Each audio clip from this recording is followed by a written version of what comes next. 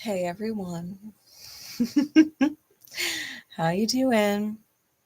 We're here for the new moon in Cancer secret code names, which are Lily, Rajah, Diamond in the Sky, Pan's Flute, Rhythm, Giuseppe, and Lullaby.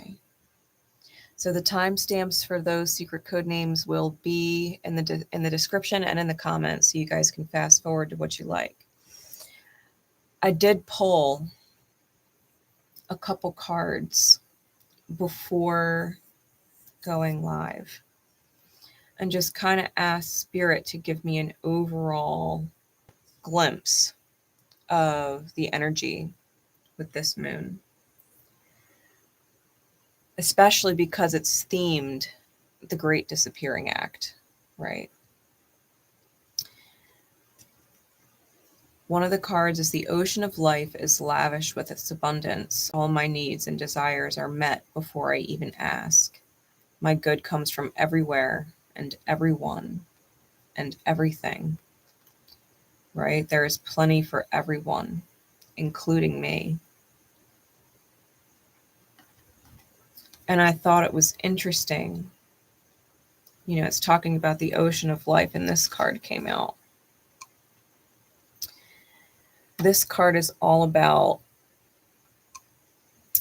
isolation and distance and perspective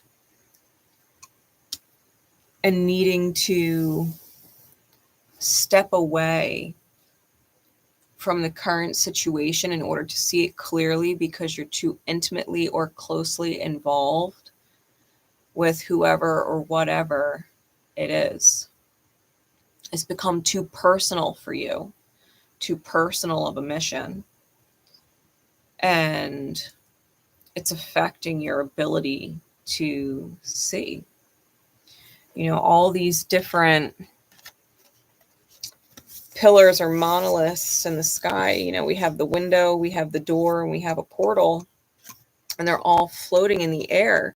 You know, it's not even just like they're far away, they're also elevated, you know, and in order to reach them, it tempts the woman into the ocean.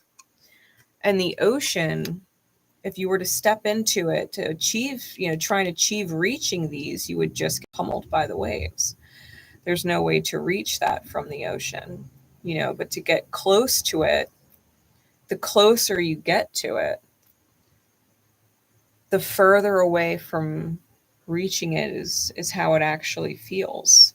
You know, you feel like you'll never ever reach it. It just gets harder and harder the closer you get to what you think it is that you want. It's talking about the ocean being lavish with abundance, you know, and all of your needs being met. So it's almost like being drawn into the waves because it's the actual waves that you need, not the goal floating above it. And needing to see it, you know, from that perspective, almost like watching yourself go after this high, beautiful goal that was never actually meant to be attained, but rather put you in a position to see yourself exhausted and struggling to achieve it. And if that is the experience you truly want, right? That there might be more to life than the goal you think you're after. So, with that, something to think on. It's definitely something to think on. But we're going to get into the secret code names, starting with Lily. I do have 4 different decks for the messages. I have my Harrow cards, my hand-drawn cards, our Divine Conversations deck, and Santa Muerte. All right. So getting into secret code name Lily. What is it? Spirit, please, for secret code name Lily, that they are maybe running towards, but also need to move away from, right? We got the winged serpent. Clarify its energy further. Clarify its energy further. Ooh.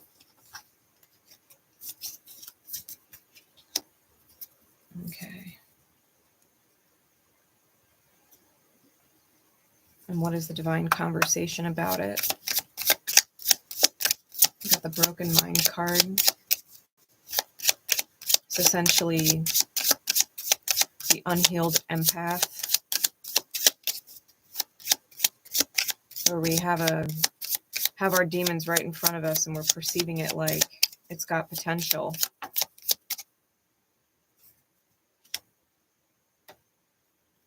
Take the fear, the what ifs, and the impossibles out of your thoughts and act on trust.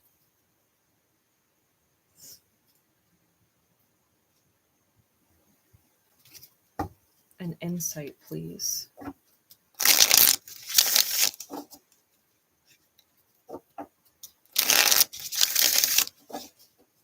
Insight for Lily, please. What all of this means or looks like. What does this look like?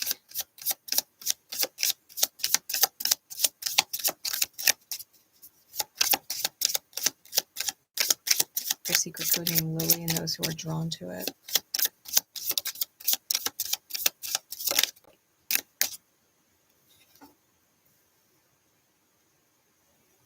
We've got the 8 of Swords, the Chariot. Give me one more.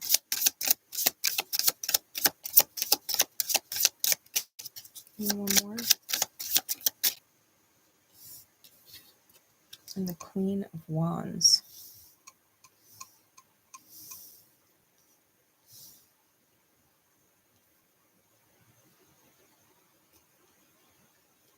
Clarify those for me, please. Clarify the 8 of Swords. We've got the Knight of Swords.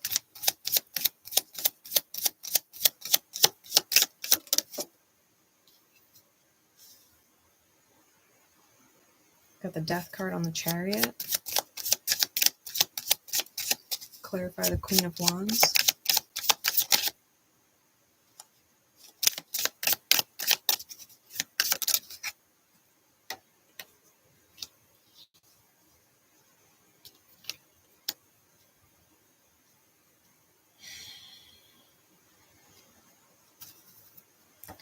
Bottom of the deck is the 8 of Wands. And top is the 8 of Pentacles. So we've got multiple 8s out here. Okay. The winged serpent. What you're running towards and maybe also needing to step away from. The winged serpent is a lawful good aligned card. And it's a powerful being, right? The winged serpent is a powerful being. Knowledge and prudence are separate keeps bridged by understanding. The quaddle represents this bridge, knowing whether now is the time to strike. I feel like that paired with the broken mind I feel you do have the capabilities of being deeply empathic, and your best intentions for people, wanting to bring them to the other side, out of their pain and into the healing. Bringing the potential out of them, the healed potential.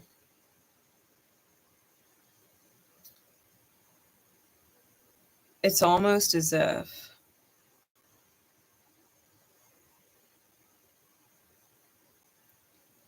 you've got to take yourself as the one taking action towards that goal out of the equation, and trust that spirit also sees their potential and is the one that's going to pull it out of them. It's like it's an unattainable goal. To chase after the potential in someone, to see the healed version of them, to chase it is exhausting, right?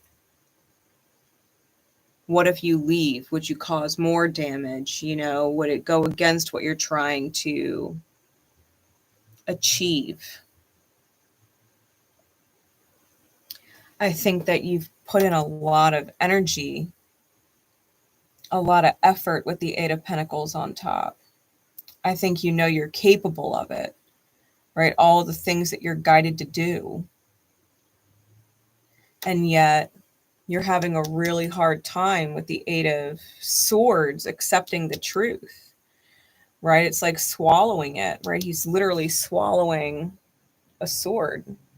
The sword's indicative of truth. Like, you're going to be facing a shitstorm. And it's not about the goal, right, of bringing out this person's potential.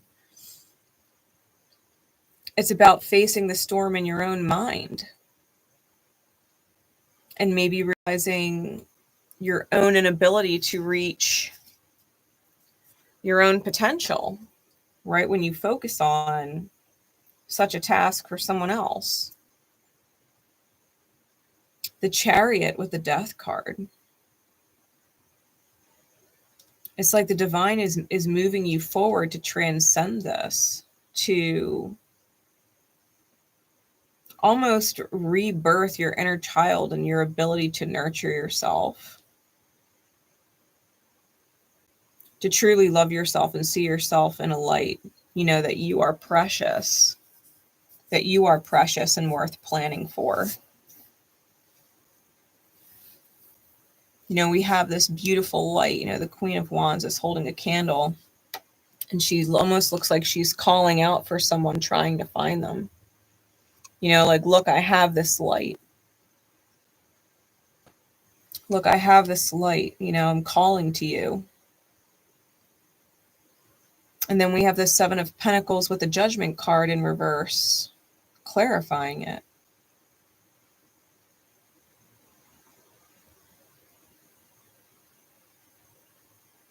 It's like, it's almost as if it's not worth waiting for. And you're not making that judgment call. Because the Seven of Pentacles is about a wait period. It's about a wait period where there's no real work to be done short of being patient. It's the waiting period where we're, if you think about harvest and, the season, there's this huge planting at the beginning and all of the work that goes into planting at the beginning. And then once all the planning and the preparation is done, you're just kind of waiting for nature to take its course. You're waiting for the plants to grow, waiting for them to flower, waiting for them to bear fruit, waiting for the fruit to ripen before you can even pick it. And it's resisting the reality that you have nothing to do. thinking you need to be doing more. You know, that you need to have a project, or you need to have something or someone to work on other than yourself.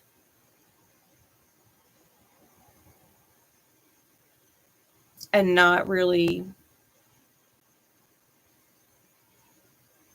making that call. You know, you're seeking to be the light in someone else's experience. But if you take that candle into the ocean, it's going to go out. And your light is out. The focus really needs to go back on to you. If your secret code name is Lily. You know, this is, it's a hard energy to accept. I know that I struggled with making these choices in the past in regards to other people. To be completely honest, I'm up against that choice right now. And it's not easy. It's not easy to be up against that choice. To shine for yourself, to look in the mirror and shine for yourself, is probably one of the most difficult things that we could do, because we care so deeply about people and the beautiful potential they have, that we feel almost selfish for ignoring it all, especially when we see so much. You know, we see so much. And yet there is truly nothing that we can do to speed up their healing process. You know, we get really limited in this idea that we have to do it in this lifetime, when the reality is there are so many lifetimes that we have the potential to live. And sometimes it takes multiple lifetimes to really drum home a healing. And we are both gifted and cursed with seeing that beautiful potential in each other. Because we could see where we're headed in the healing. We could see what their happiness looks like. We could see it. But we don't get to decide when they reach it. And it's brutal. You know, it's brutal.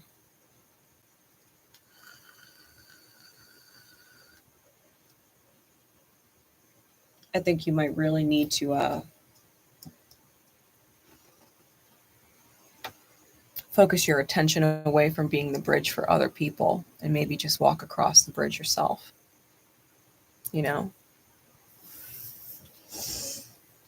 Nurture yourself. What potential do you see when you look in the mirror at yourself? What if you were to turn that focus on yourself? Instead of looking at someone else and seeing all their beautiful potential, what do you see when you look in the mirror at yourself? What potential is there? Do you have a hard time seeing it?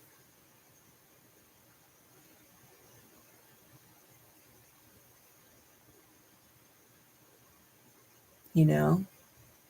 Do you look in the mirror and not know how to answer that question? Because I think that might be the crux of the issue. All right. Secret code name Lily.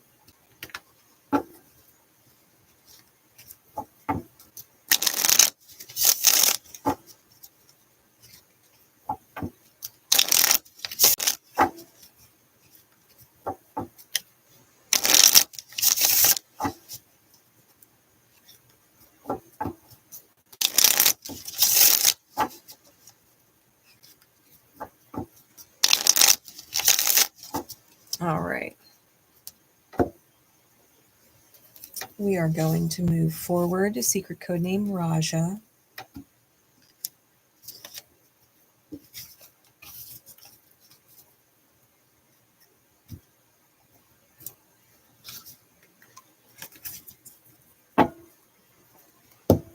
Get a timestamp for you. 2020.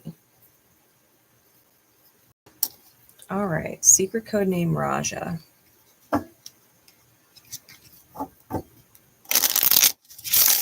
What is the energy you're running towards and may also need to move away from?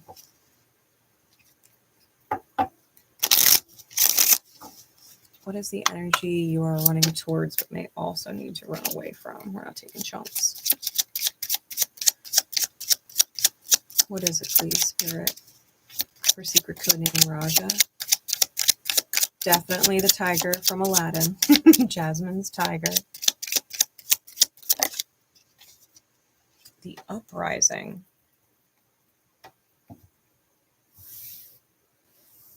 Okay. Clarify the energy of that, please. Clarify the energy of that, please. My deck's upside down.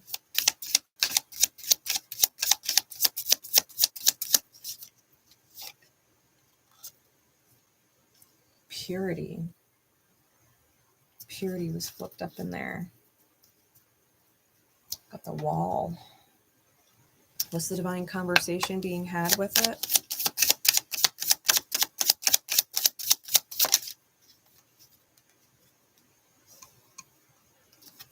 Help comes from the person you'd least expect. Stay genuine and honest. The truth helps.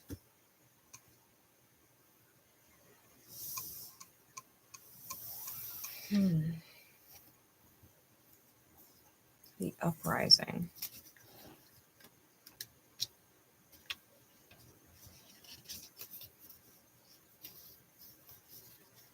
The uprising is a chaotic neutral card.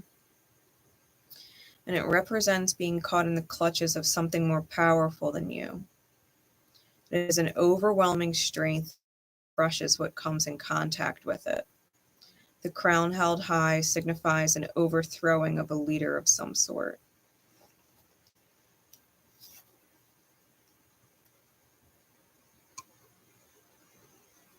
All right, you see the crown on the pitchfork there. And it reminds me of that trident. You know, it could be Neptune energy in Aries right now for you.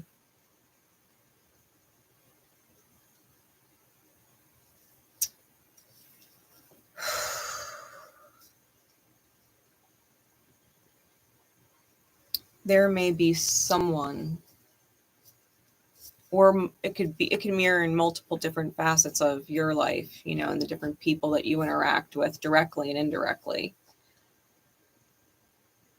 But it's almost like you're trying to overcome the control that someone else has. It's almost like the audacity of them. And that's kind of what you're moving towards, but it's also kind of what you need to move away from. You know, it's almost like this defiance of wanting to be better off without someone or something.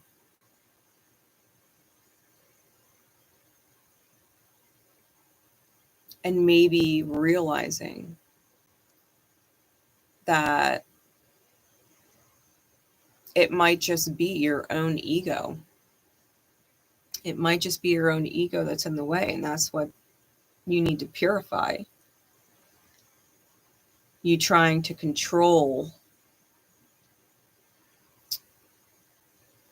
the narrative that you would be better off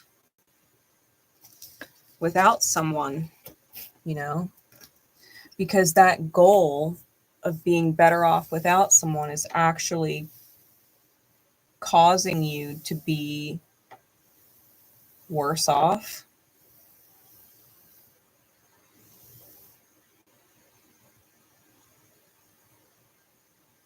Like the opinions of others don't matter, right? That's kind of written in green in the backdrop of the card.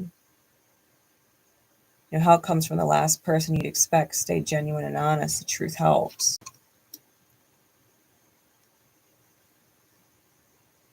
Why does it matter, you know, to you so much?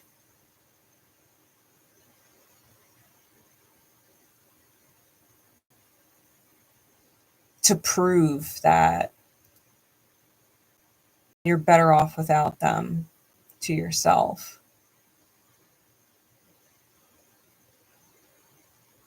When it creates a lot of frustration, having a lot of angry voices, angry conversations inside your mind. Let's get some insight into it, please. Let's get some insight into it, please.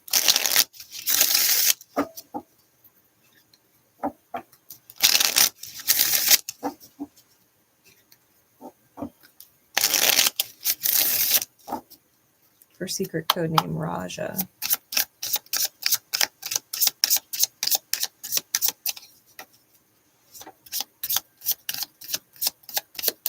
You know, and if you think about it, you know, the scenes, Rajah wasn't like a huge part of the movie.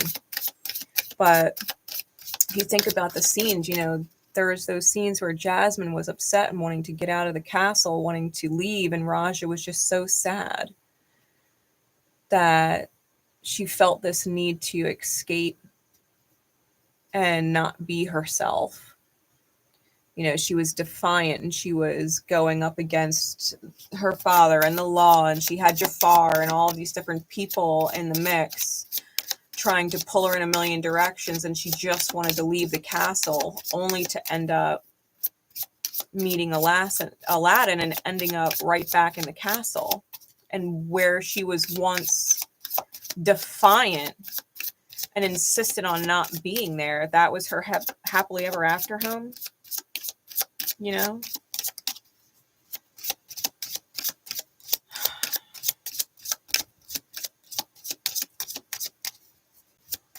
Like she was always meant to be there. But there was this huge process in between.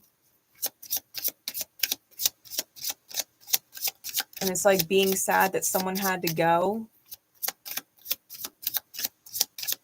Because, you know, Rajah was the one experiencing that, you know, from Rajah's perspective. Jasmine wasn't happy there with just Rajah. She felt alone. And no matter how much Rajah tried to comfort her, she still was insistent on leaving.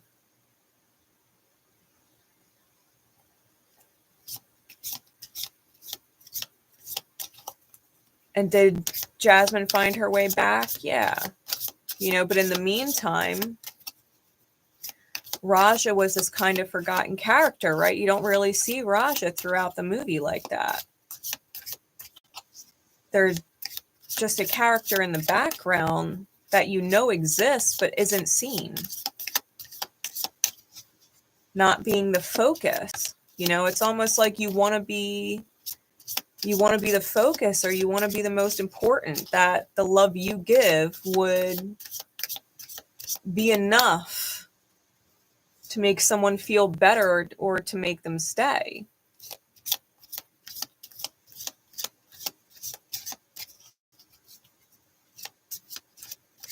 And just having to watch it all play out, you know.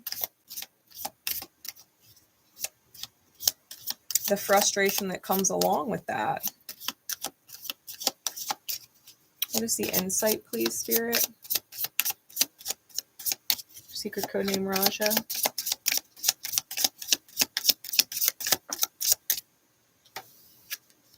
Ooh. Got the Queen of Swords.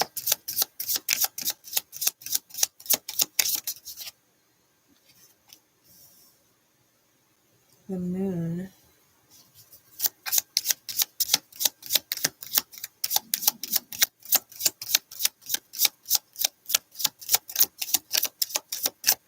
It reminds me of that scene where she's sitting on the fountain, right? Where Jasmine's sitting on the fountain. And it's like later that night before she snuck away.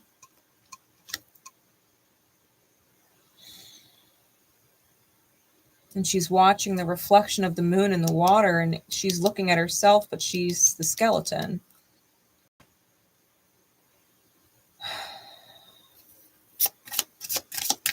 Wanting to feel alive, right?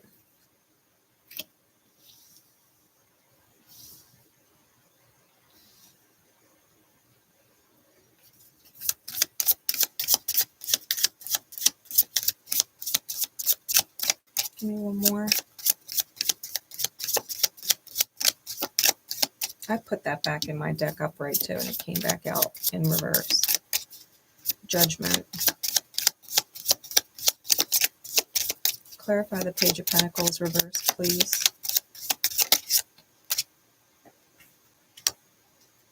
Okay. Bottom of the deck is the Hermit. The Hermit. We've got triple nines. Got a 9 here, a 9 with the 18, and the Hermit. And the Page of Cups.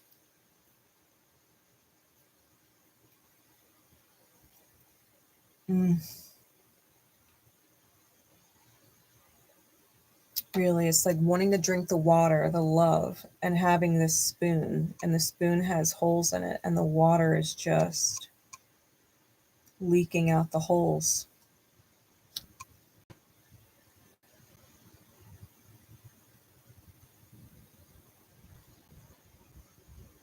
Really, the Hermit's depicted here with a coffin. And there's this incredibly disgusting and huge, like, centipede in there with them.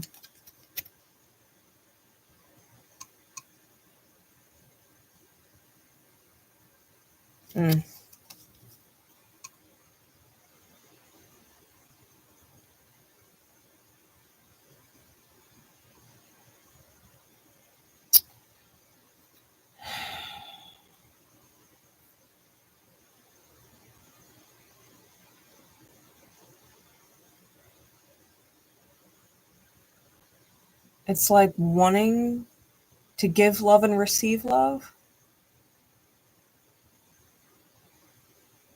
But it's like every time you try and give love, you can't. And every time you try and take it for yourself or have it for yourself, you can't.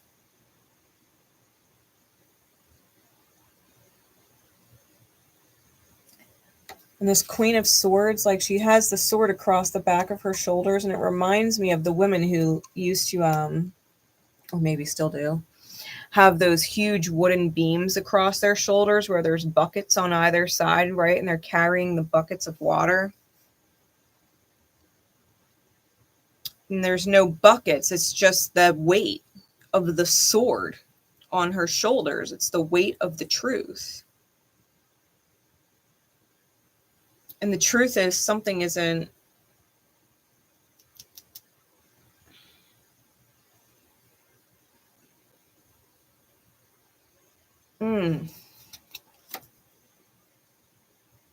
It's like you haven't been resurrected yet.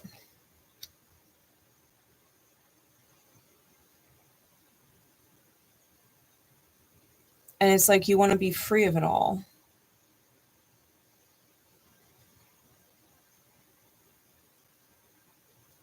This feeling of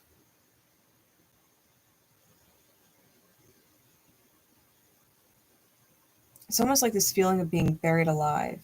You know, like he's a skeleton inside the coffin, but his light is still on.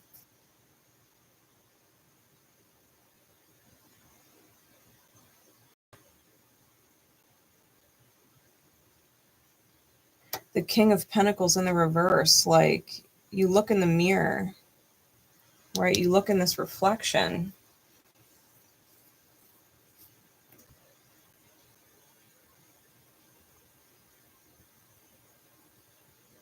And it's not what you want. You don't want to feel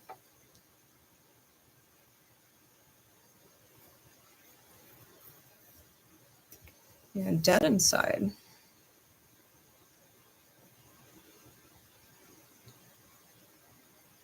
The Page of Pentacles reversed with the Nine of Pentacles. It's like you haven't seized the opportunity to truly be sovereign.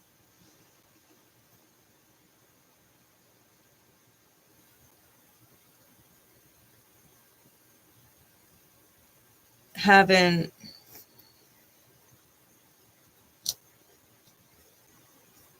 maybe even given yourself a real chance to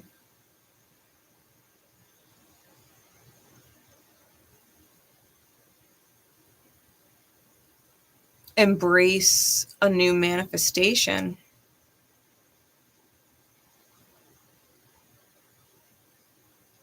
It's almost like wanting to go towards a new path, but fearing the new path because you quote unquote failed at the last one.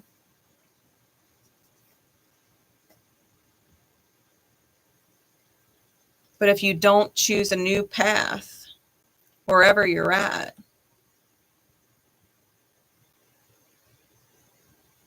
it just feels like you're up against a brick wall of shadow and there's rainbow on the other side. How do you get it? How do you get it? Like tigers were never even meant to be pets.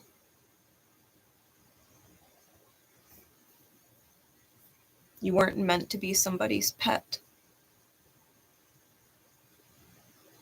You were meant to be wild and free in your most natural environment. Being in that energy of, I am a tiger, and not, I am Rajah, Jasmine's best friend who is not enough. You know, literally, metaphorically speaking.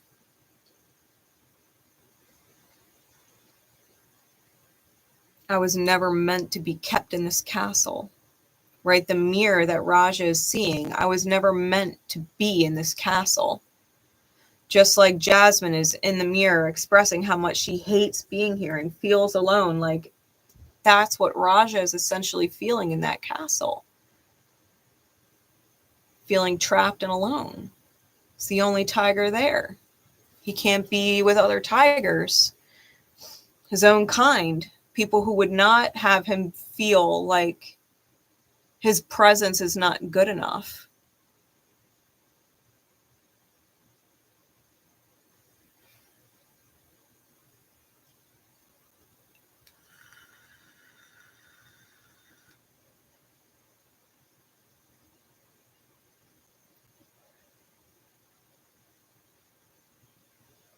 It's a need to purify the self, to rise up against your own ego that wants to be important and maybe realize you're trying to be important for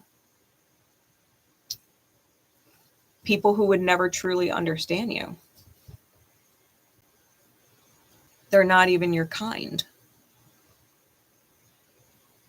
You know, the tiger is a symbol of deep feminine wisdom and insight. And humans,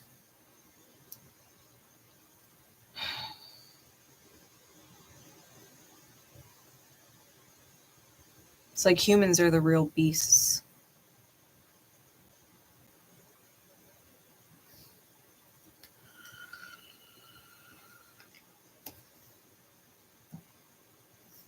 The Great Disappearing Act.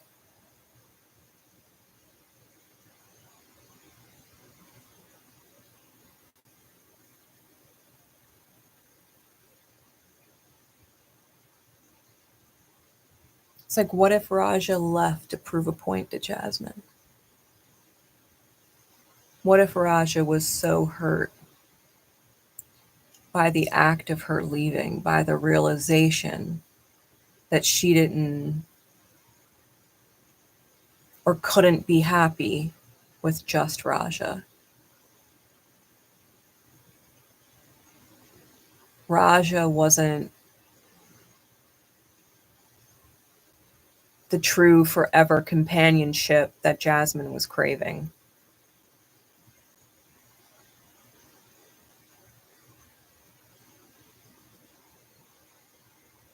Rajah, being sad, couldn't even keep her from leaving.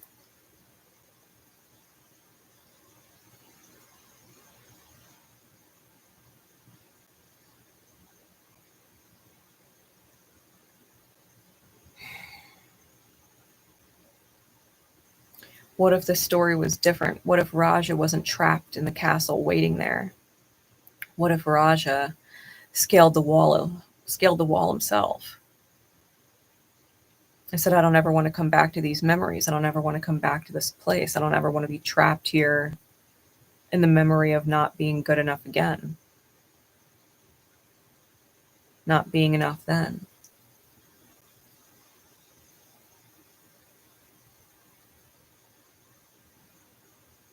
It's definitely something to think on.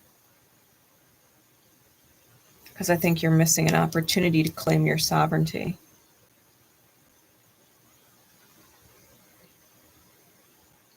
Because if Jasmine is not there and Jasmine doesn't want to come back, why stay and wait?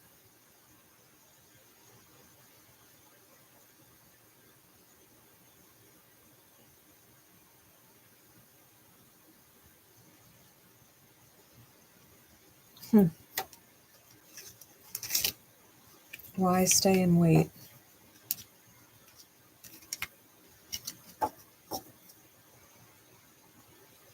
Because at the end of the day,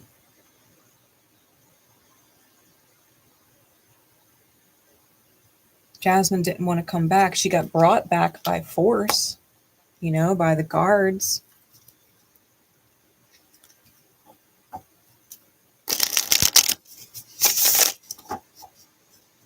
And Jasmine hated it.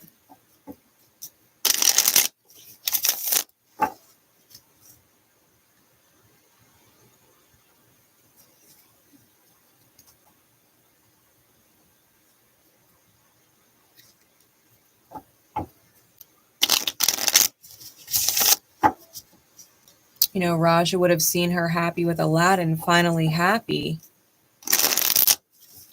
And it wasn't because of Rajah. It was because of Aladdin. She met her own kind. That was enough.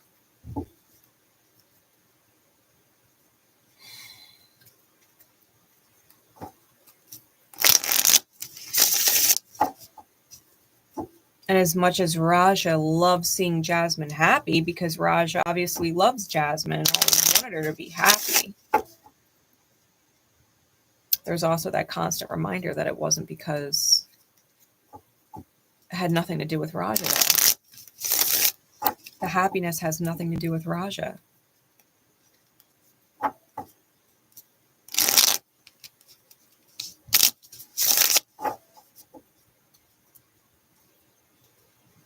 Rajah is just a comfort space.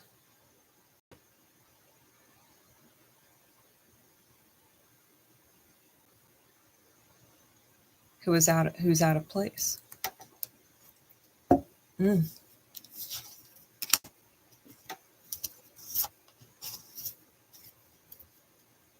Really. It's like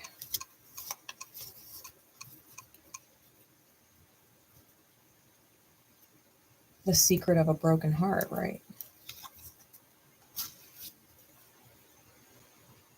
And maybe having a hard time accepting that you don't want to be in that place.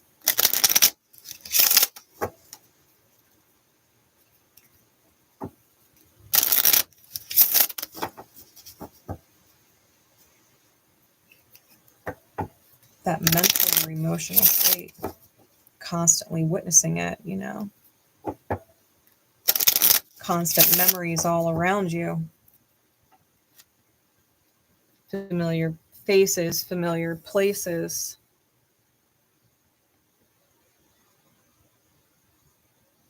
Maybe you just need to get out of the cage, quote unquote.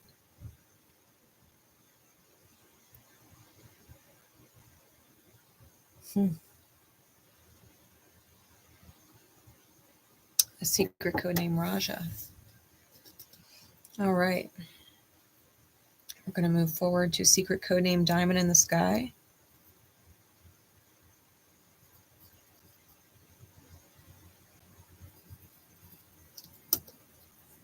Secret code name Diamond in the Sky.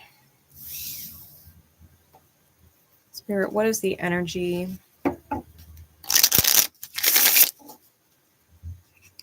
that they are running towards, but may also need to equally run from it?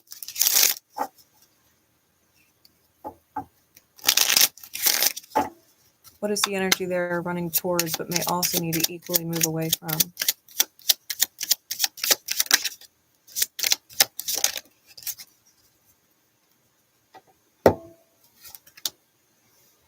The Wanderer. All right. Further clarify that energy, please.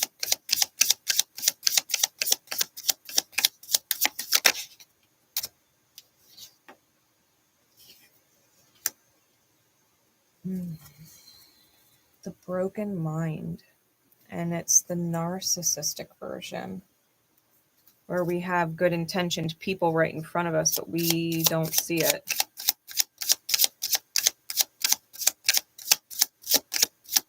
Our own pain projections go out, where we're acting in the same way that we fear someone else acting in. This came out for the first reading for Lily. Take the fear, the what ifs, and the impossibles out of your thoughts and act on trust. The Wanderer.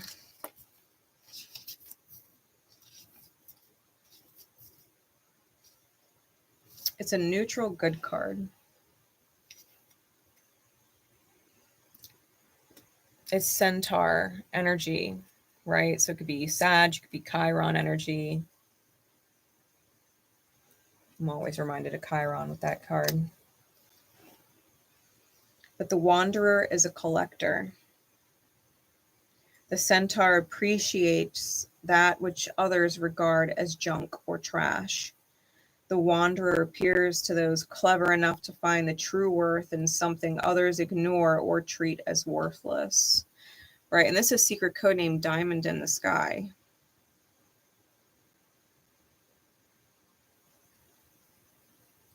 The Centaur appreciates that which others regard as junk or trash. Wow. So paired with the broken mind card, it's like wanting to be the one that helps and saves other people, right? People who have had a hard time or have been dismissed or thrown away, you know, quote unquote, thrown away like trash. And so your love pours to them because you don't want them to feel that way. And what I think you don't realize is that when other people start showing you love and pouring towards you, it's for the same reason. At least that's what you subconsciously assume.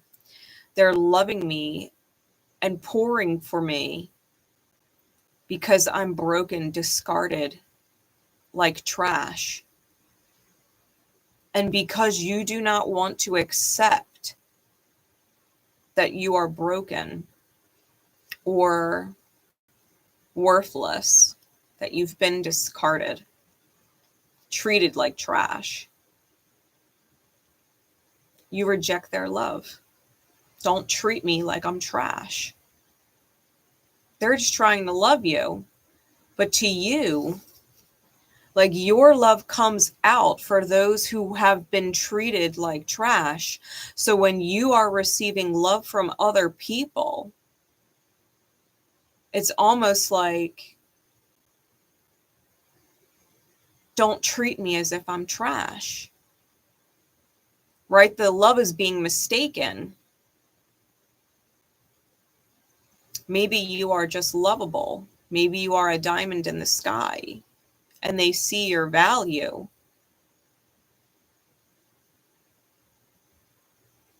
And they don't want you to feel like trash, like you've been discarded.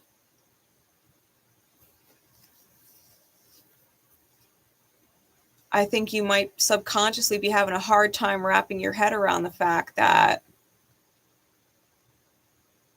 it's okay for other people to maybe see your quote unquote brokenness or the remnants of the cracks, right? Even if you've put yourself back together, the cracks still show.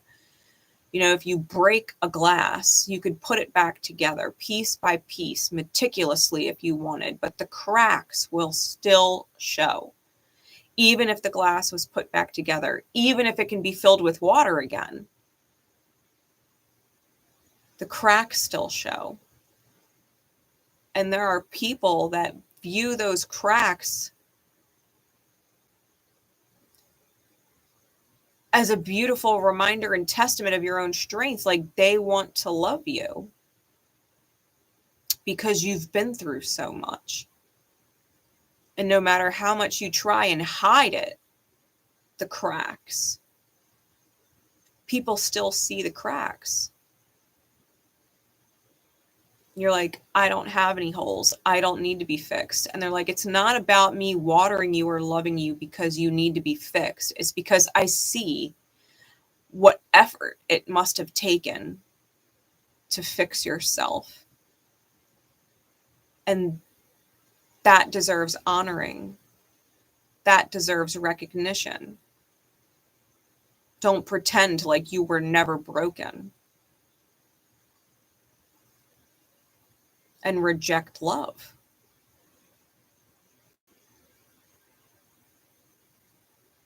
Let's get some deeper insight into that for you.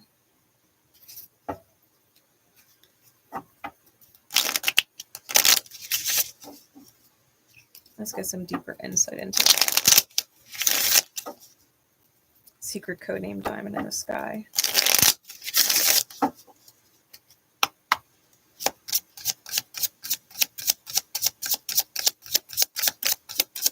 Insight, please, Spirit. And we got the Hanged Man.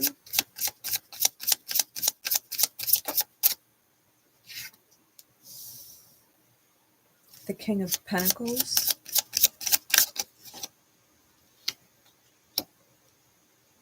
And the Eight of Swords. Clarities, please.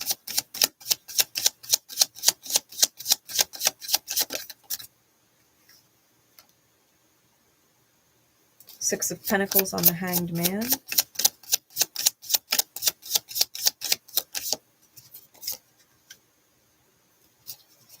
Nine of Swords on the King of Pentacles.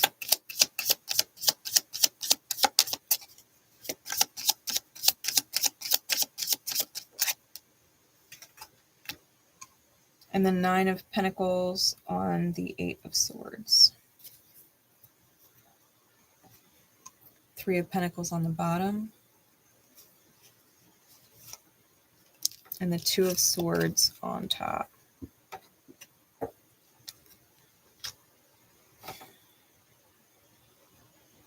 Really, even the Three of Pentacles, like they're watering the smallest plant. They're not focused. There's three of them. But they're focusing on the smallest one.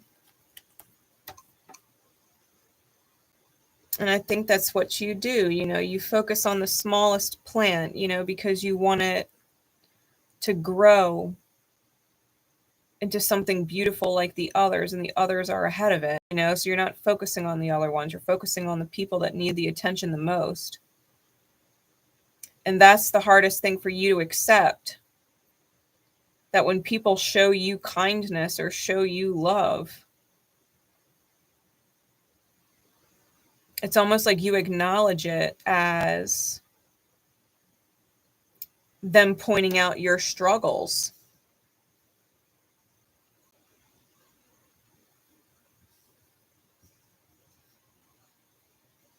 The Hanged Man with the Six of Pentacles. Like, you have a really hard time being given to.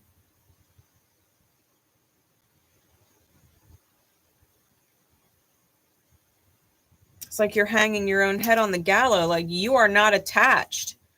You're the one holding it up.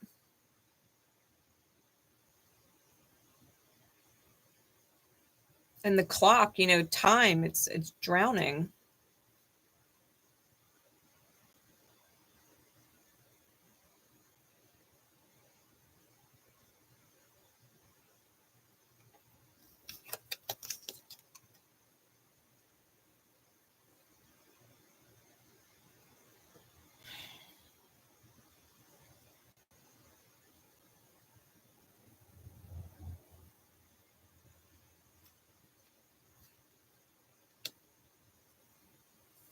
You're having a hard time seeing, right? The third eye is open like an eye socket, but there's no eye there.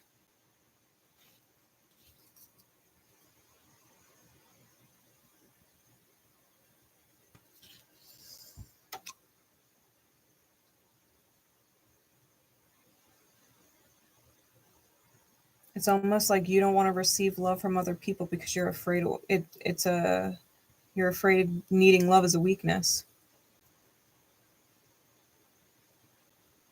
People who need love and need attention are weak.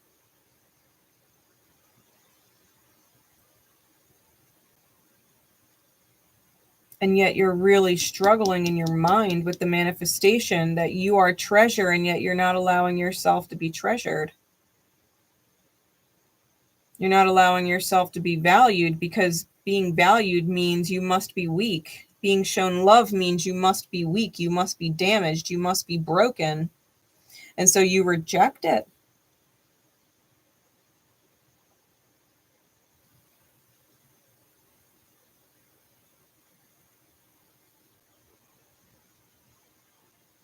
Eight of Swords with the Nine of Pentacles, like,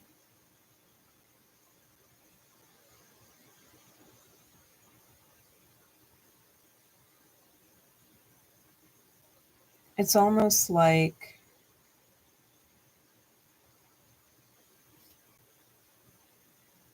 you've got this huge reality in your mind.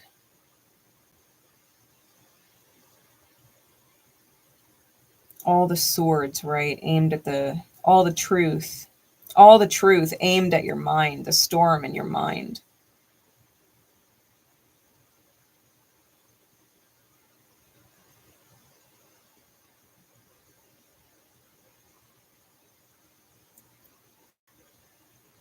Because you choose to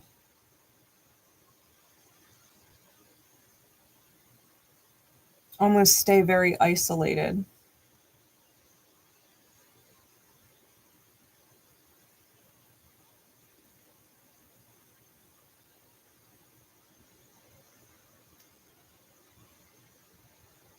And that's got to be so hard.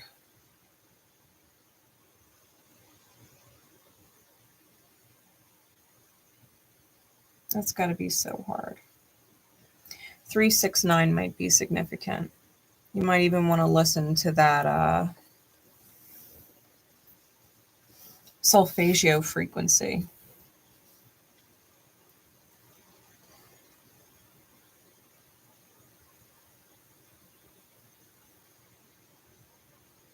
I think it's 963 hertz, and then there's 396 hertz.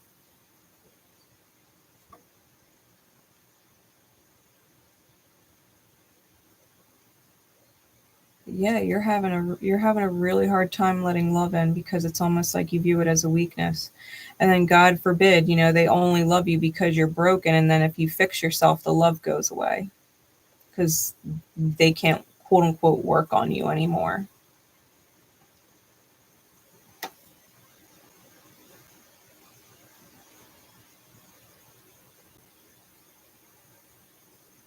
And you're, I think, failing to see that they're not loving you because you're broken.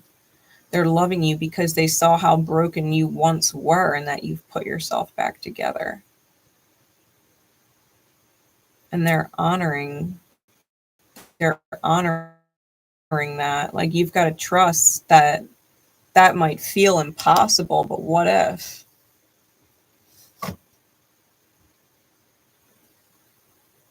But what if?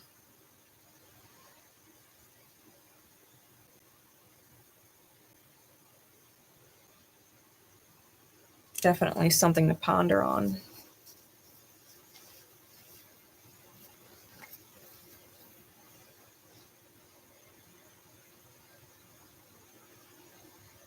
Right? The part of you that wants to love the underdog or the broken because they are the underdog and they're broken.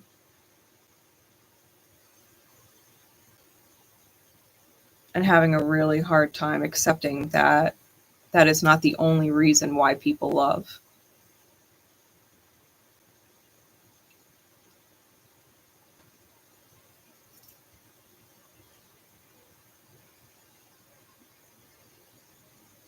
And that they're loving you for a different reason. Like, you might love for that reason, but that doesn't mean everybody else does. Right? Secret code name, Diamond in the Sky.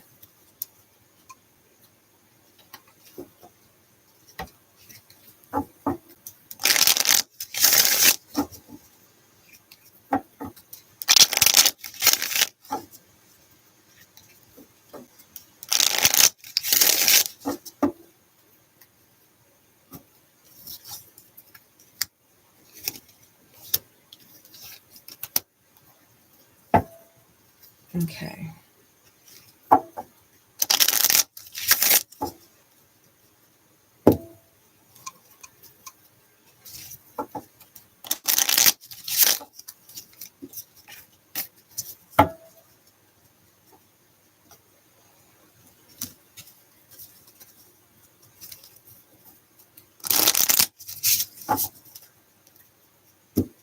We're going to move on to Pan's Flute.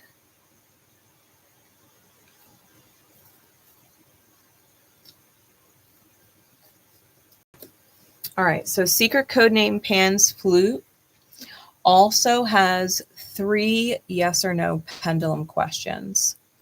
So hold those 3 questions in your mind. Don't change them. Trust that the first 3 questions that came to you, the way they came to you, were meant to come to you that way, because you obviously need answers to those questions in order to move forward, right? I don't need to know your questions. Spirit knows. So I'm going to give you the answers at the end of the reading. Okay, so hold your questions and we'll get right into it. Right, we'll get into it. So secret code name Pan's Flute.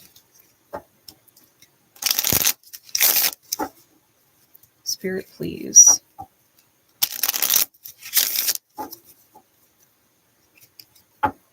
What is the energy they are running towards, but may also equally need to step away from?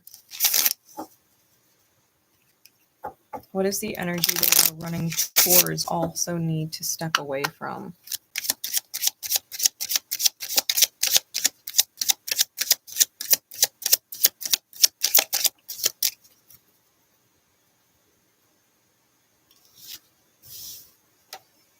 The marriage.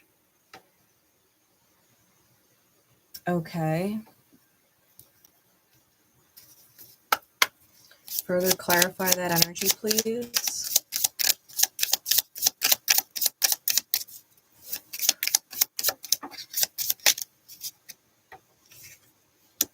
The purity. I think that also came out for Rajah. And what is the divine conversation? I think it also came out for secret code name Rajah.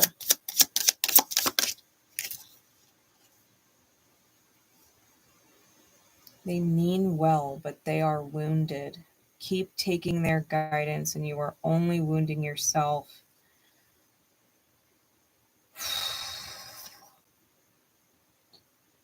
Their story is not your story.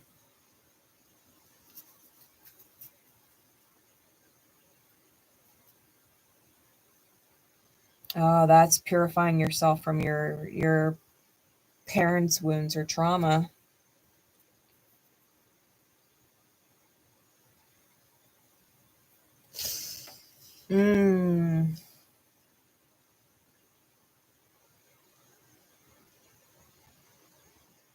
Like your parents' story, their wounds, their reasons for staying together are not yours. And you've got to be mindful that you're not in the same energy.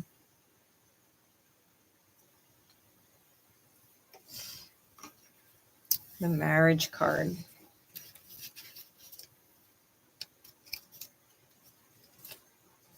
It's a lawful neutral energy.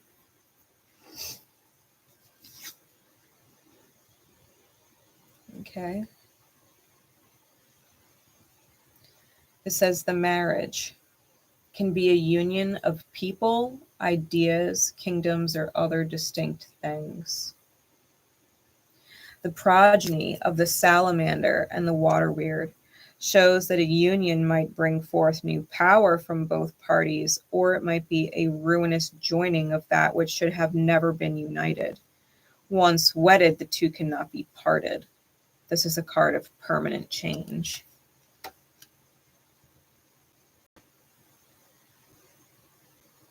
Be mindful of committing to a path where you would essentially relive out your parents' karma. That you would essentially relive their story. Like their best advice, the advice they give, is the reason why they are where they are in the first place.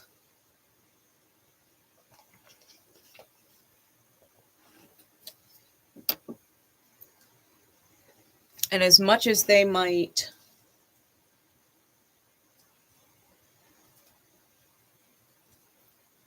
guide you with the best intentions, right? The best love that they have. They're teaching you from their experiences.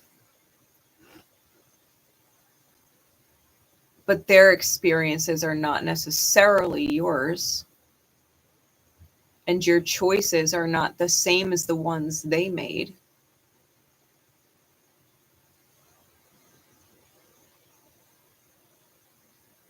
And if they're still dealing with their own wounds or their own trauma, then that bleeds out in the advice they give.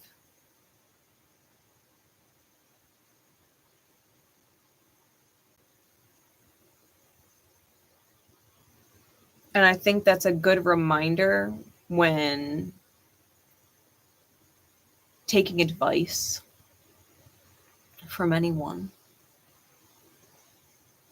From anyone, even myself. Like we all got to where we are because of the experiences that shaped us.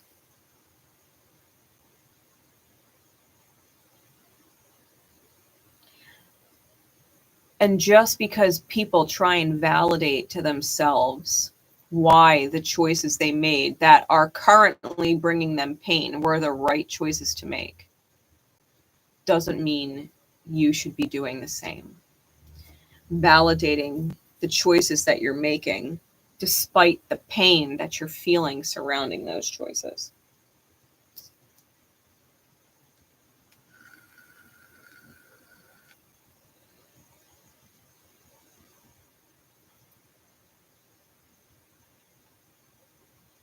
You really got to listen to your angels, right? Especially with the angel card being on top. Like you got to listen to your own inner guidance system. Like, yeah, you can listen to the advice of others.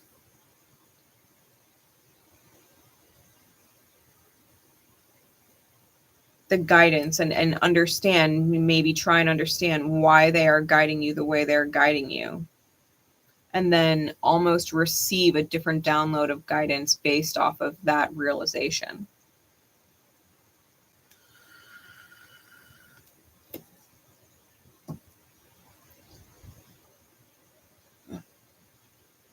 You know what I mean? What's the insight, please?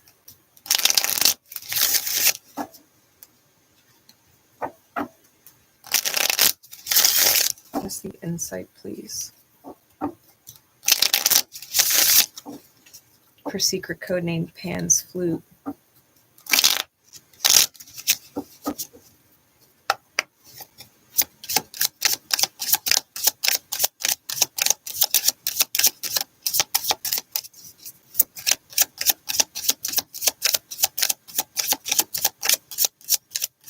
It's like your love of life and your direction is pure. Got the Ace of Cups.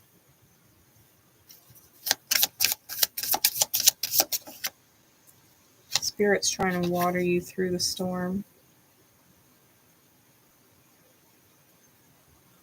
We've got the Two of Wands.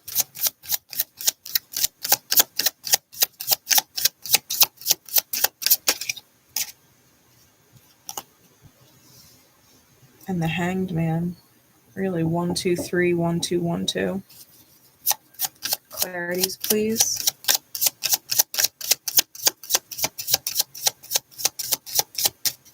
Clarities, please. Clarify the Ace of Cups.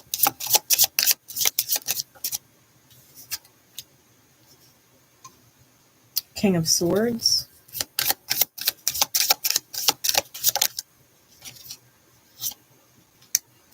Justice on the Two of Wands. That could be double Libra. Definitely got Pisces out here. And the Four of Pentacles.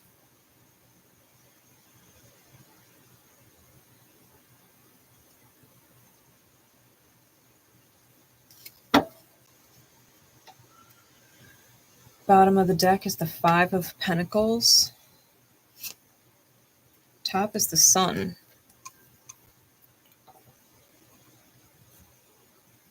Okay.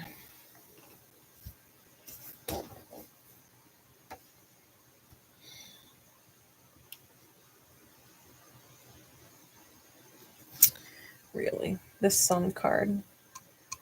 The two figures at the bottom are playing their instruments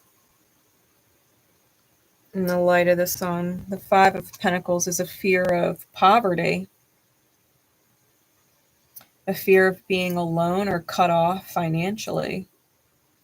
Three of Swords is the pain of that, right? The two different swords being stabbed in the back, and the one lays in his hands, and it's because the truth is in his hands. It's the others that are stabbing the swords in.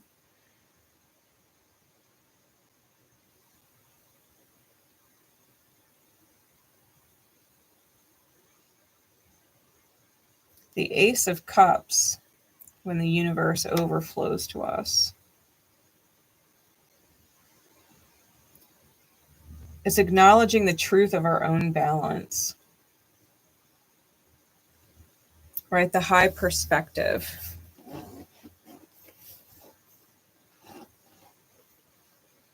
Two of Wands is the crossroads, and you are at that choice point where you are weighing whether or not to end something or give it justice.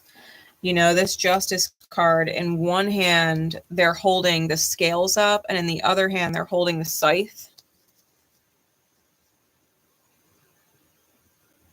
Really contemplating, right?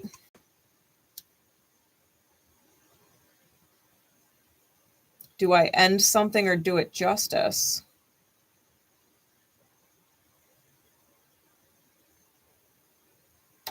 And I think ultimately you might be choosing what you're choosing because, you know, this fear of financial instability. Because even on the Four of Pentacles, the divine feminine, what the feminine wants to receive, she's picking up this little man off the street in front of the bank.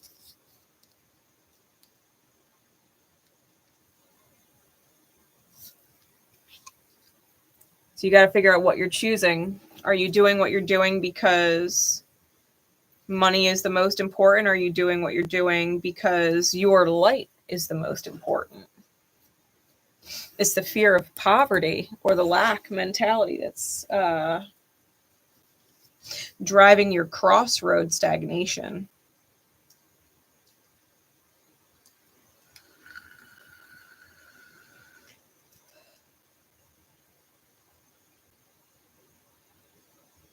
You know, Pan's flute. Pan sometimes being associated with the quote unquote devil.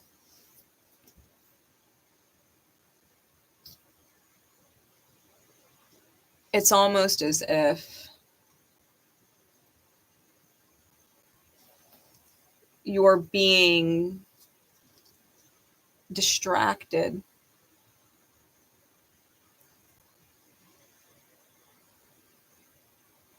by the quote unquote soul song of other people. Their wounds, right? They mean well, but they're wounded. That's their soul song. The path that they chose. You know, others who didn't chase their dreams and went after financial stability instead, the quote unquote old fashioned way. It's like, are they really happy though? Do they really not have any regrets though? Do they really not sit there and wonder all the what ifs though?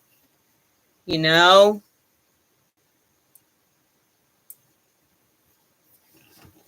Think about it. Think about it. Are you just repeating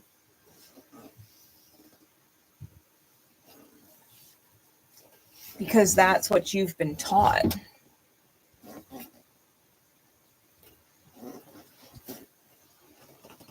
It's definitely something to contemplate on.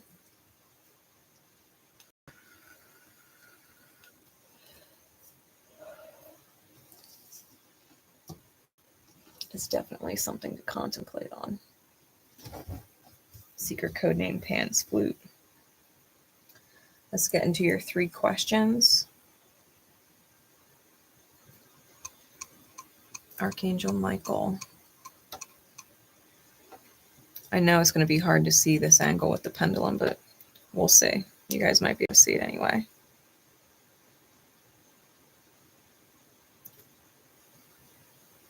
Archangel Michael. I call you in as the only voice for this pendulum. Can you show me a clear back and forth for yes? Thank you. Stop. And can you show me a clear left to right for no?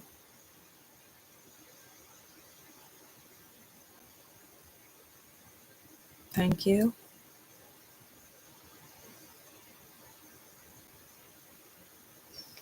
Let me see if I can. It bothers me that you guys can't see it. There we go.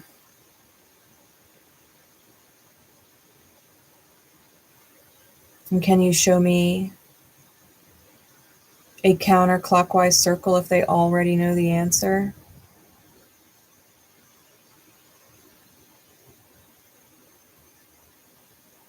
Thank you. Stop. And can you show me a clockwise circle if they need to rephrase their question? Thank you. Stop.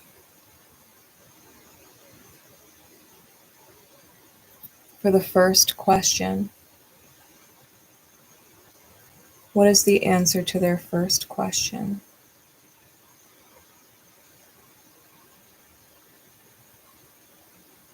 No. Stop.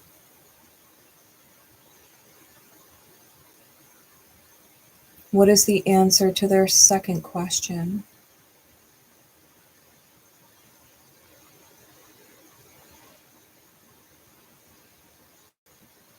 No.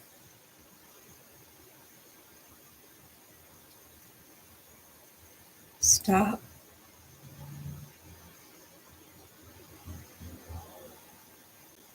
You might have already known that answer.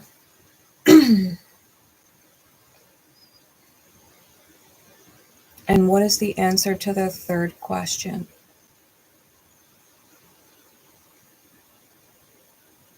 Yes. Thank you. Stop. Archangel Michael, thank you, thank you, thank you in the highest. For you, we are eternally grateful. All right. Secret code name Pan's Flute. I hope that serves you well. Okay.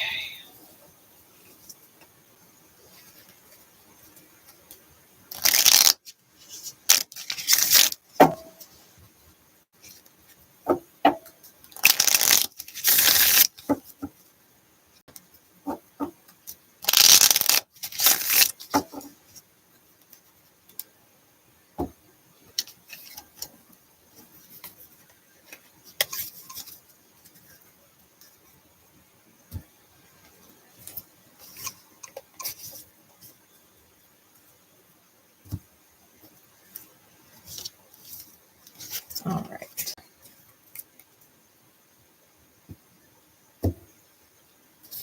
We're going to get into secret code name Rhythm. Timestamp.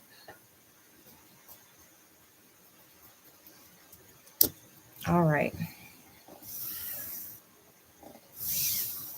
Secret code name Rhythm.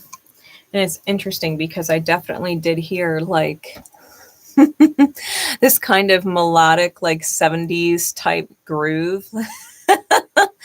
Like it reminded me of the band Cannons, but it had almost like these warring drums in the background, like Viking drums or like Jumanji drums, right? Like these ominous drums in the background. So let's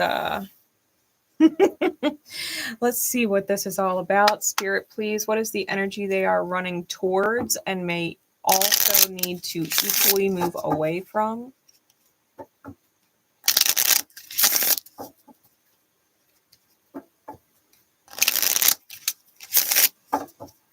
For secret code name Rhythm.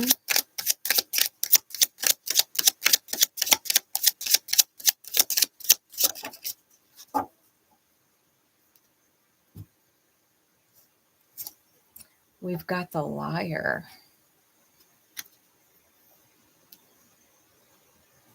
The Liar. What is the clarifying energy, please?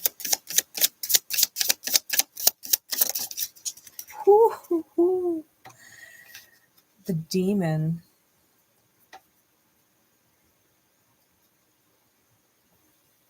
And what is the divine conversation? Really, we've got addictions on top.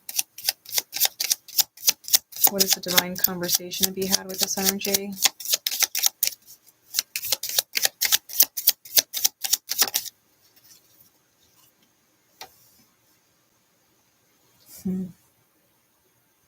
You don't know how proud of you I am. Can you please go easier on yourself? You're doing great, empath. Spirit's so damn proud of you. Spirit's so damn proud of you.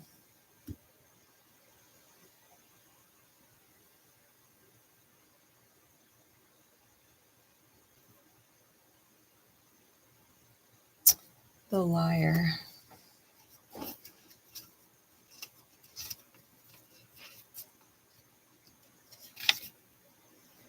The Liar is a chaotic evil card. The Liar is love at its most treacherous. This is not the love that moves mountains. This is the love that rips the heart in two and causes lovers to leap to their deaths. This Lamia can mean obsession, unrequited passion, or doomed love. The Demon, right?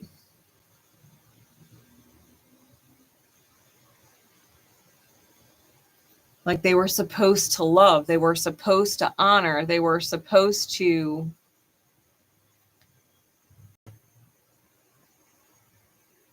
be the beautiful things.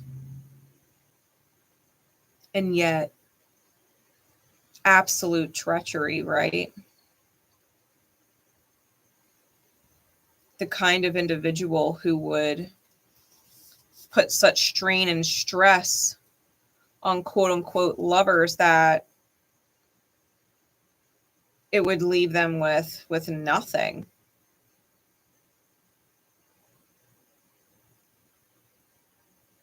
This person's obsessed.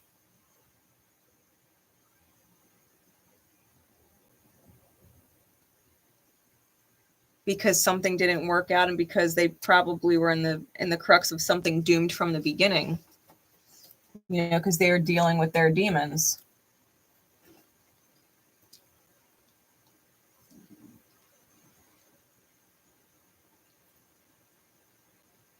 Whoever they are, they probably have some serious addictions. Known or secret, but they've got serious addictions. And it's probably what's even driving them towards what they're doing. Because the addiction is more important than everything and anyone else, including what's right.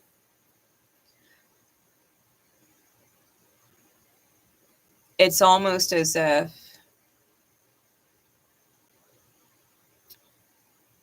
right, like let's just take the example of an addict, right, for a minute here. If an addiction is present, it can tear apart marriages. If the addiction is present within an individual in the marriage, right, an addiction can lead to complete breakdown of the relationship. Because at the end of the day, it doesn't matter what the other partner wants. The addiction is going to take precedence, and they are going to lie, and they are going to manipulate, and they are going to fabricate, and they are going to omit whatever they need to because they want to be able to feed the addiction.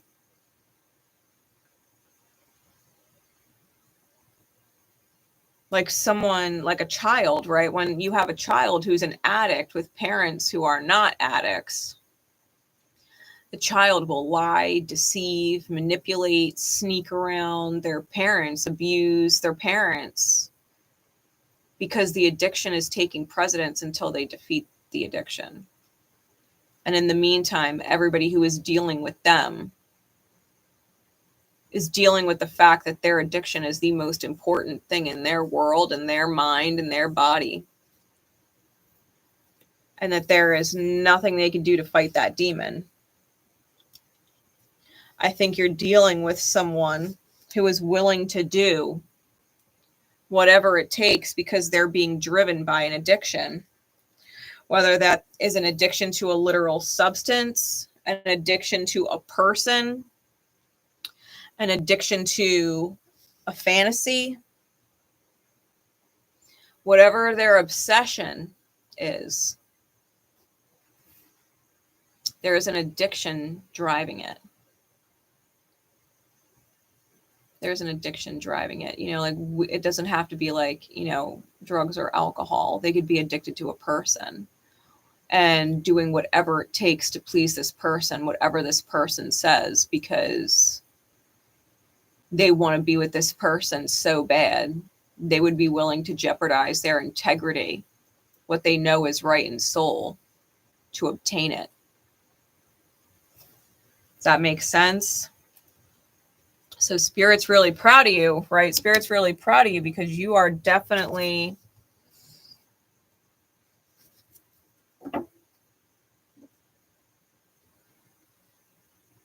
running towards the liar, the demon, and maybe needing to remember that you also need to walk away from that energy and maybe not allow the obsession, right, to take hold, to become obsessed with the downfall of someone else, right? To not become the very energy you're up against.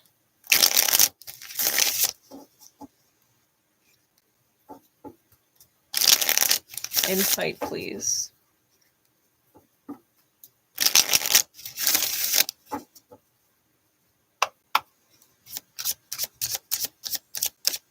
Really not becoming the very thing that you despised.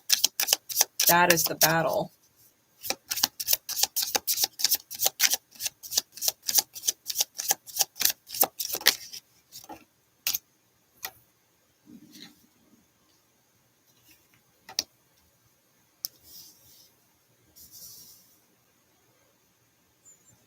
I've got the Emperor with the Fool and the Five of Pentacles. Clarities, please.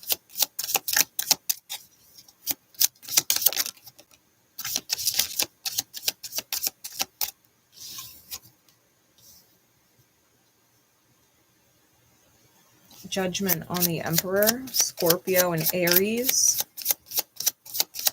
Double Aries out here. The Fool with the Moon in the reverse. And clarify the Five of Pentacles.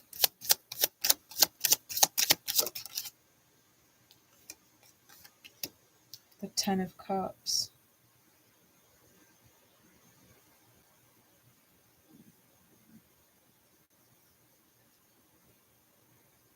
You know, it could be like someone being obsessed with money. And the fear of poverty.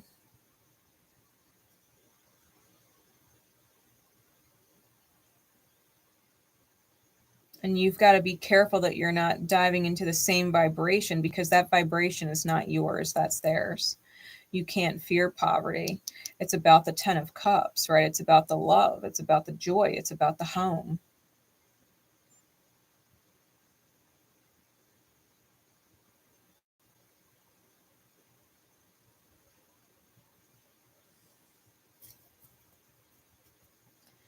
Page of Swords is on the bottom. Eight of Cups is on top.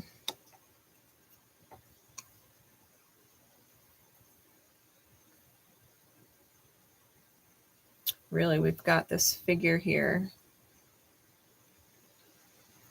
sitting at the desk, or the table, or the crate, however you want to look at that. And he's writing, you know, the yellow quill, yellow being a color of confidence. And this figure here, who kind of actually looks like the liar, you know, she's got the same kind of headdress on, the dark hair, the empty eyes.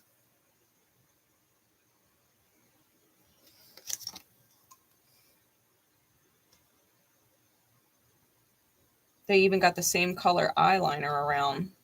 That's wild. They have like this light blue liner around the eyes.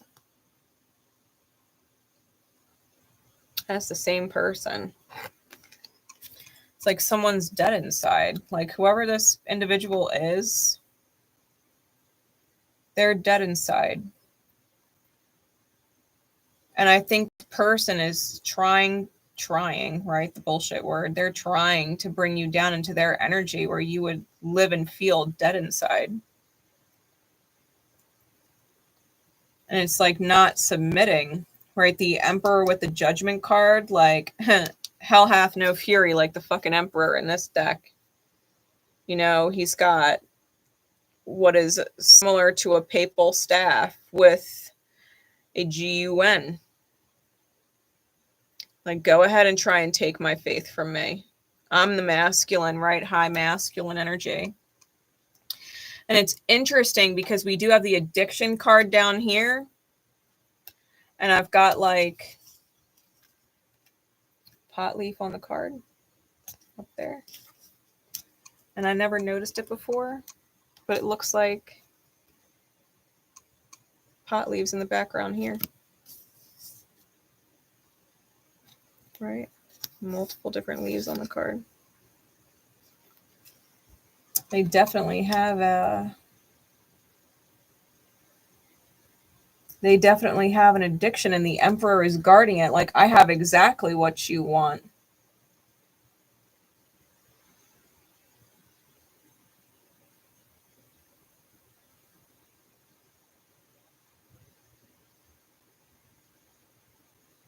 But to come close to it, for them to try and come close to it, it's like welcoming their death, their ego death.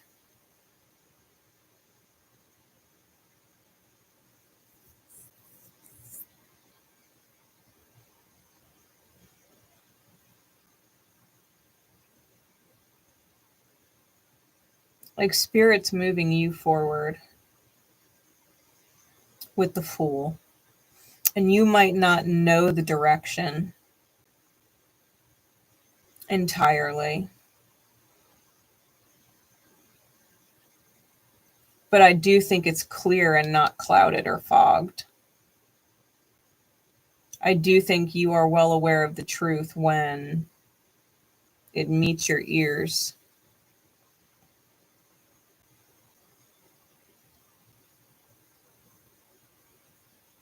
Like a reminder that home is where the heart is. The heart is not where the home is. Home is where the heart is.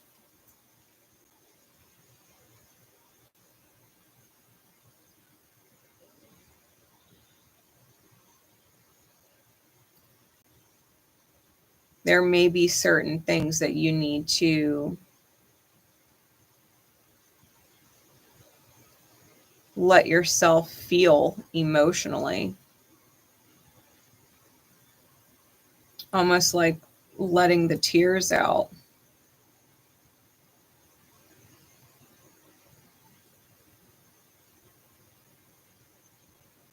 Because you've defended yourself. You've defended yourself to this point up against an energy that is literally just trying to break you. And you've been resisting not becoming like them.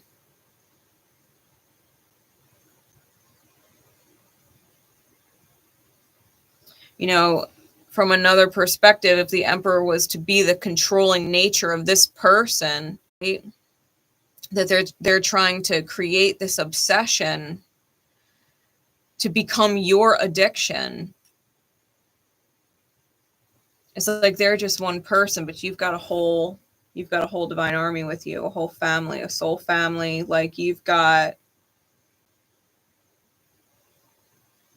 more than whatever they have to offer. As far as like being a pain dealer.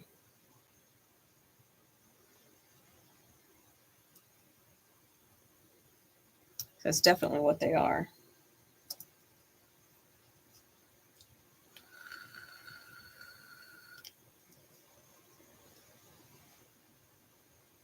I think you're being moved forward in a direction that even if you don't see where the end game is, you see the very next step clearly and without confusion. You know, and it's like one step at a time, making sure that you're not falling victim to the energy that this person is in. You know, it always reminds me of a conversation I had with T at one point at the end of my dynamic with him, because I had split from him maybe 2-3 weeks later. But he said, "You're going to be just like me. You'll see. You'll end up just like me." And at the time, I had been disassociating and staring off into the wall because listening to him profusely talk for 2 hours, being interruptive, was just excruciating in soul to deal with. And when he said that to me, you know, "You're going to end up just like me. You're going to be just like me." And I stopped disassociating and just dead ass turned to him and said, "I will never be like you. I will never.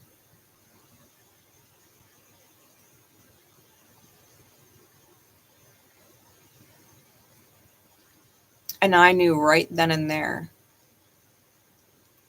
in the beautiful mirror of things, that he was going to learn exactly what it was like to be like me.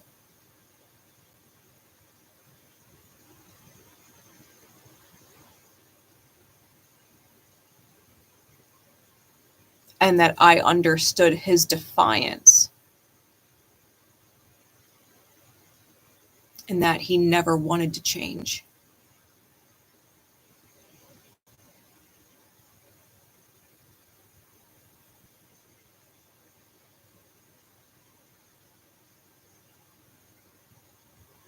And I think that's kind of what you're recognizing. You know, this person is attempting to bring your energy into their vibration. And yet, you don't ever want to change.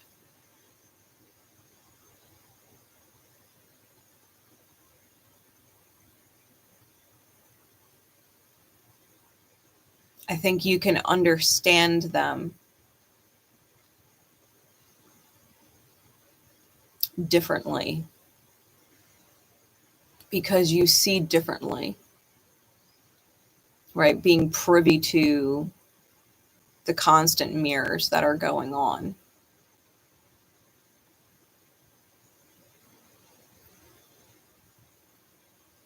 There's a part of you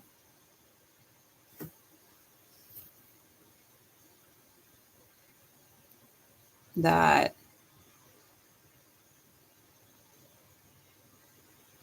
indefinitely does need to change, but not necessarily to be like them, but more because of the experience of them, right? That you would have that experience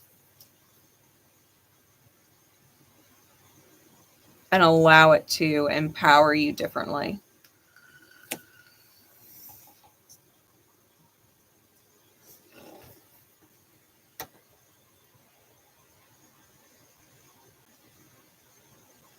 Literally to follow the beat of your own rhythm. Because you might definitely be in that groove thing, like 70s music, and someone else's war drums are in the background, and it's like you're disturbing the rhythm. You're disturbing the rhythm, you know?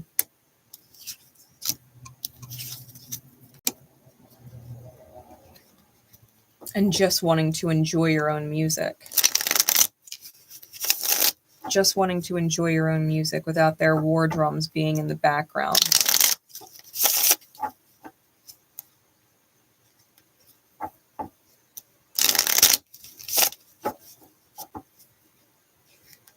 Something to ponder on.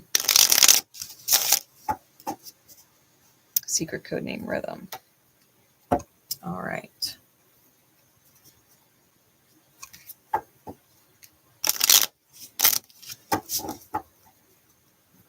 We're going to get into secret code name Giuseppe. Secret code name Giuseppe. I literally just heard the name. It's an Italian name. I heard it clear as day.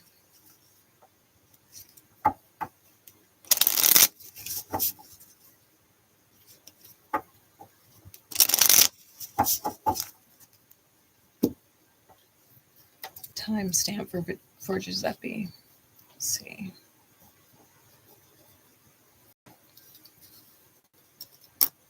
All right, secret code name Giuseppe.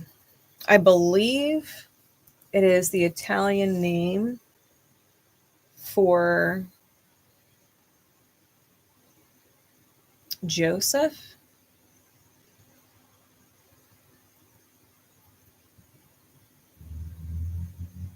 The translation of it, I'll have to relook it up.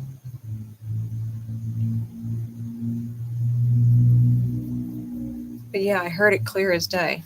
So let's see. Spirit, please, for those who are drawn to Giuseppe, what is the energy that they are running towards, but maybe also need to equally move away from?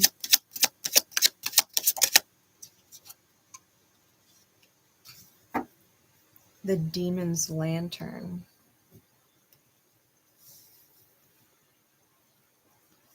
What's the clarifying energy? The Book.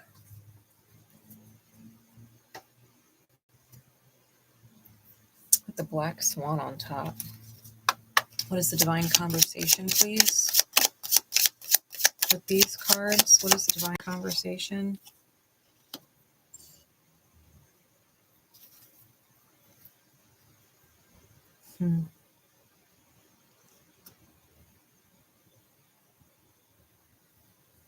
Sometimes self-love includes full consideration of those who love you.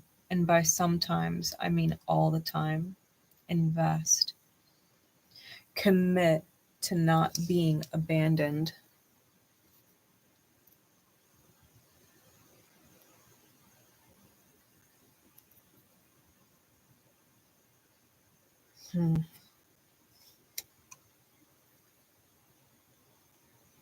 Sometimes self-love includes full consideration of those who love you, and by sometimes I mean all the time. Commit to not being abandoned.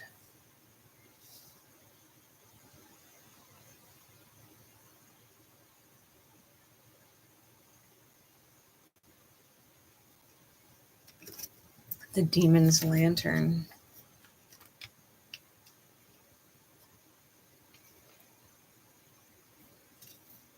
The Demon's Lantern is chaotic evil.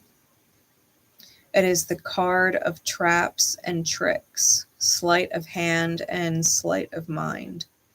These will-o-wisps and the man who sought their light represent an impossible or intractable situation. Right, the will-o-wisps. In his attempt to follow them and catch them, he ends up being lured into the swamp and sinks in the mud.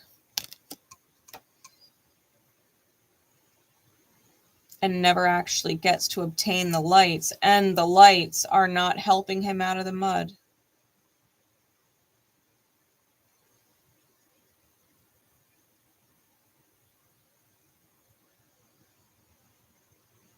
It's like an Akashic record repeat.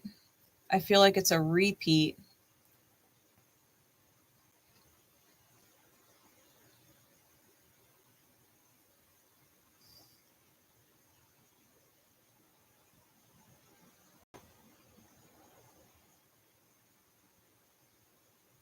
It's like the closer you get,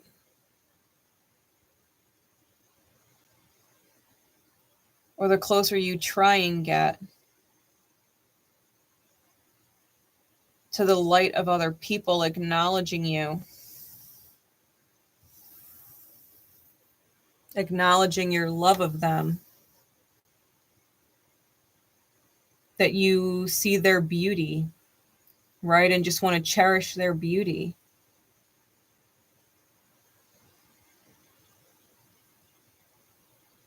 It's just to your own downfall.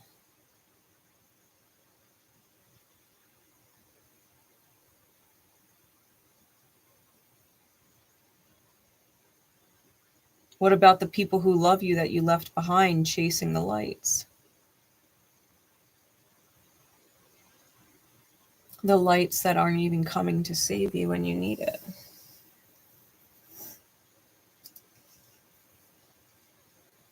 The lights that would let you sink in the mud.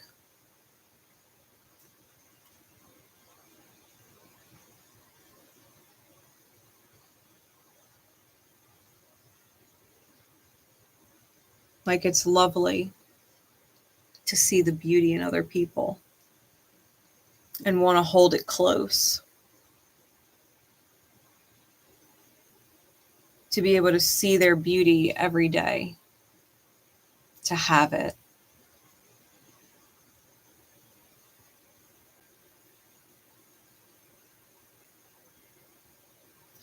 But is it worth sinking for?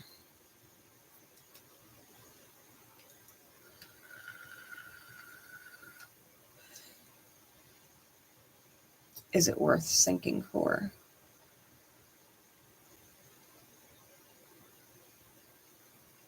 Sometimes self-love includes full consideration of those who love you. Invest in those who loved you. Commit to those who would not abandon you. Commit to those who would not abandon you. Those who would pull you out of your dark places.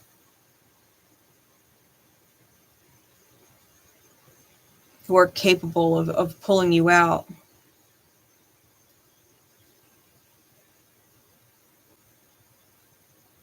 Like, don't stray so far from the people that love you, seeking out the love of others who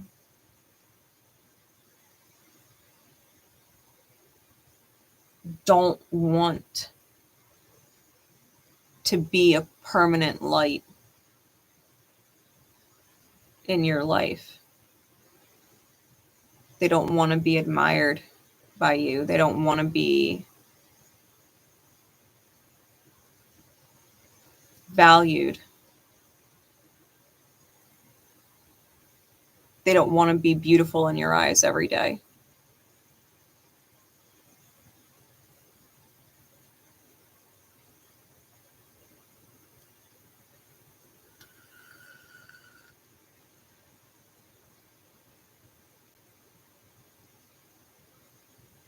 Who are the people looking at you like you are the most beautiful person in their eyes? Because that's who you'd be leaving behind, chasing everybody else.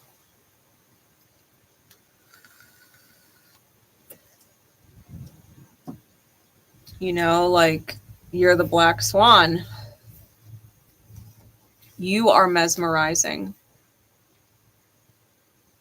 You are mesmerizing.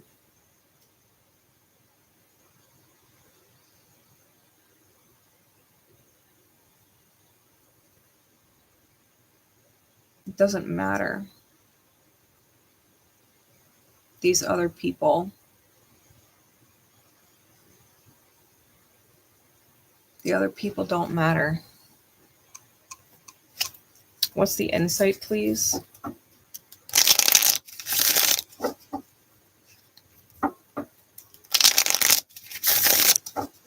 Secret code name Giuseppe also has 3 yes or no pendulum questions at the end. I think I might have forgot to mention that at the beginning of the read.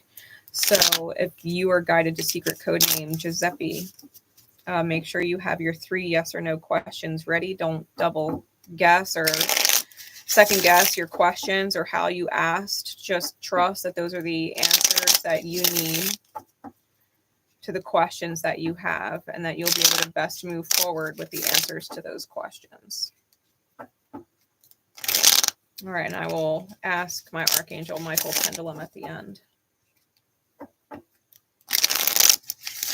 What's the insight, please, for secret code name Giuseppe?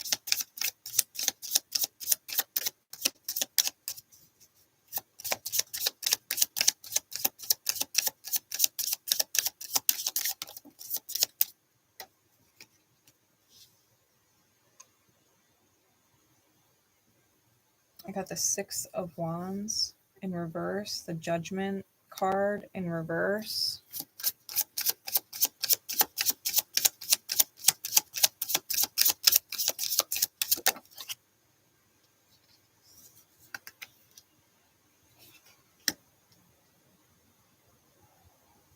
I've got the Queen of Cups. The Hierophant is on the reverse 6 of Wands.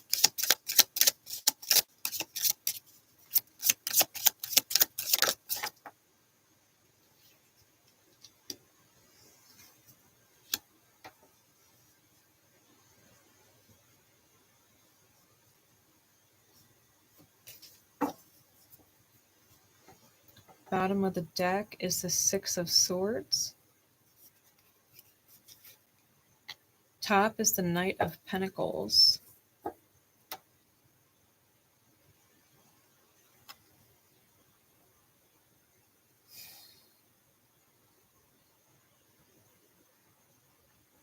Someone's in the thick of it. You're in the thick of it. It's like you're trying to get out of the tangled briar. That's what that card reminds me of. In the Harrow, there's a card called the Tangled Briar. Yeah, the Tangled Briar. And it's like they're trying to get out of the thick of it. Trying to move forward.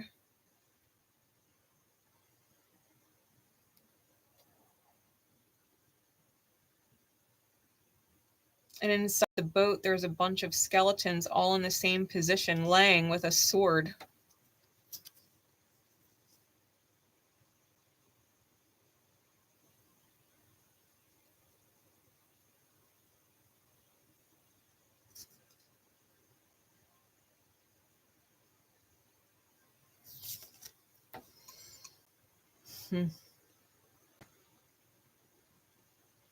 Reminds me of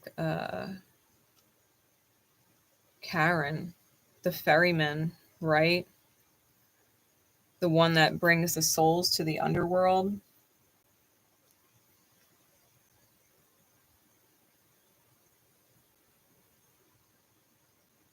Across the river Styx.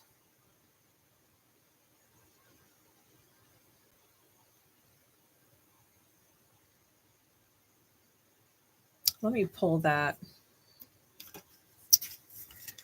energy for you. The Tangled Briar. Let me read that.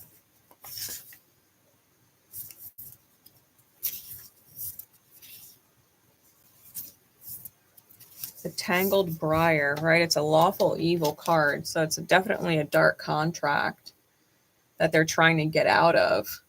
The Tangled Briar is a card of ancient deeds. It indicates an object or person from long ago that will somehow have great influence on the situation. The object or person in question is one lost or unalived in some foul way. Like they're dealing with a very bitter soul.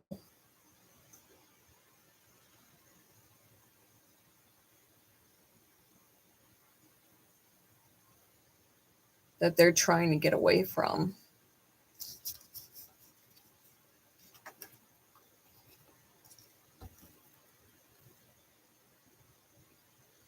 And it's almost like it's trying to hold them hostage. You know, this bitter soul.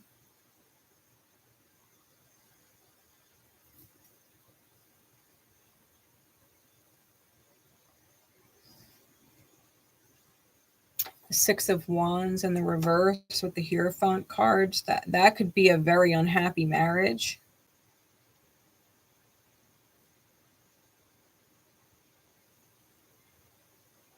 Huge losses based off of beliefs.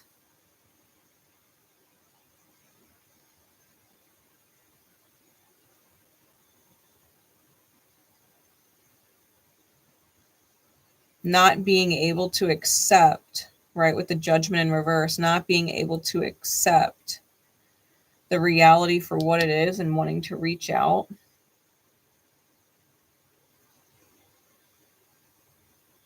The Queen of Cups is offering the Sacred Heart, right? The Christ heart.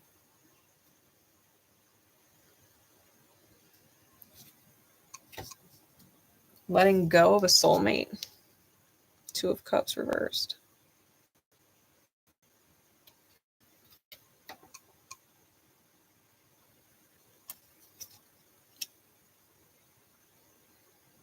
It's almost as if they felt this person was their life force energy, like they lived for this person. Whoever this bitter soul is, like the whoever I'm talking to or about.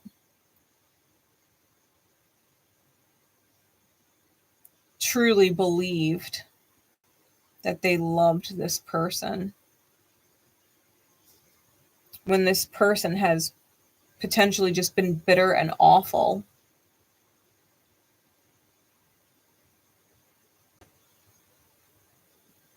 Right? The light that rejects being loved or valued every day. And yet that's what this soul has been doing, giving and loving every day.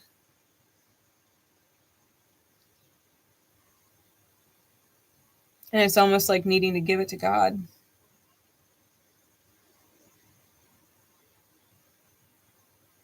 To get rid of this bitter soul.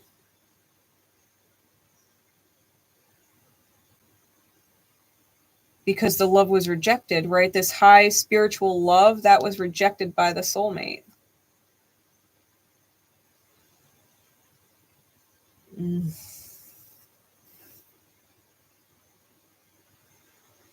Trying to love someone who is truly unlovable.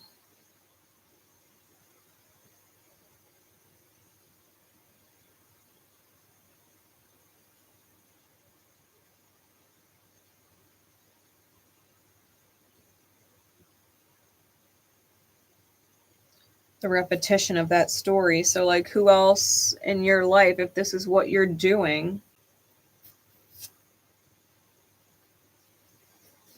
who else did that in your life? Was it one of your parents? Like, who else did that? Pouring all of yourself into something for what?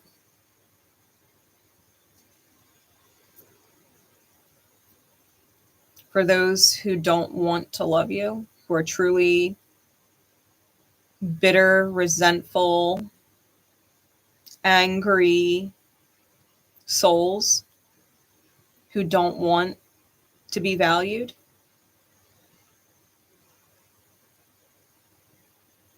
who would only seek to cause you pain, who would watch you drown.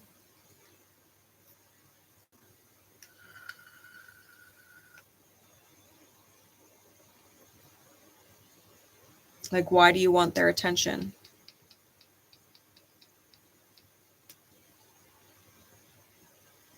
Why do you want them to love you so bad?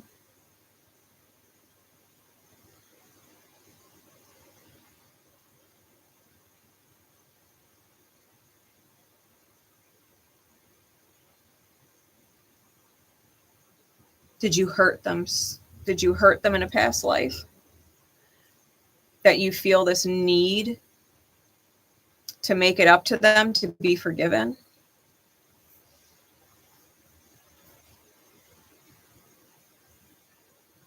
What is there to be forgiven?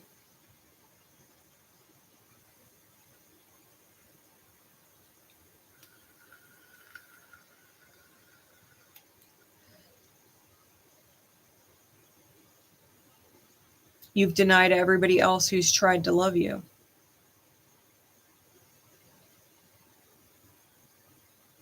And maybe you just really need to commit to those who love you and stop chasing it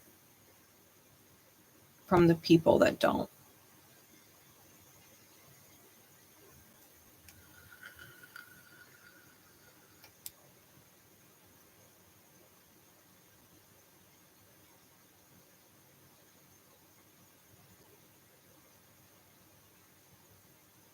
I think you really do need to move away from whoever or whatever the energy is that is luring you into the swamp.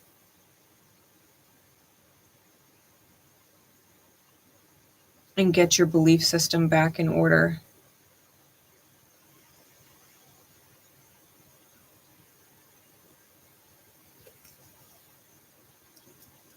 Like, what is really worth living for?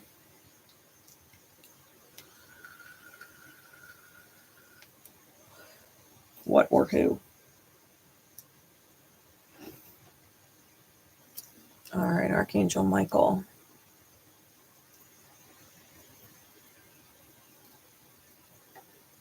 You have your questions ready? Archangel Michael, I call you in as the only voice to which this pendulum can answer with.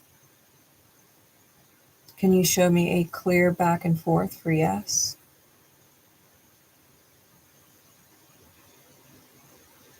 Thank you. Stop. Can you show me a clear left to right for no?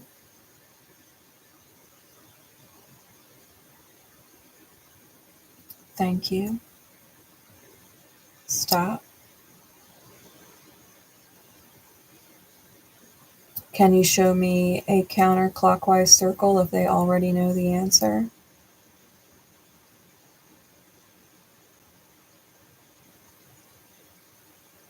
Thank you. Stop. And can you show me a clockwise circle if they need to rephrase their question? Thank you. Stop. Archangel Michael, what is the answer to their first question?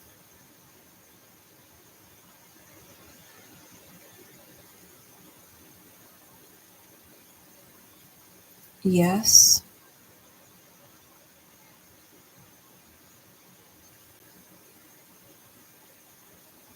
Stop. What is the answer to their second question?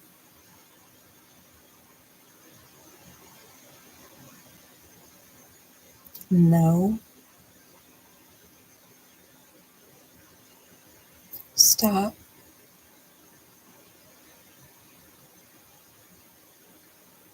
And what is the answer to their third question?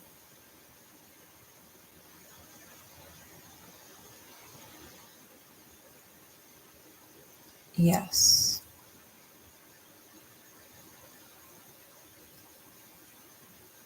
Thank you, Archangel Michael.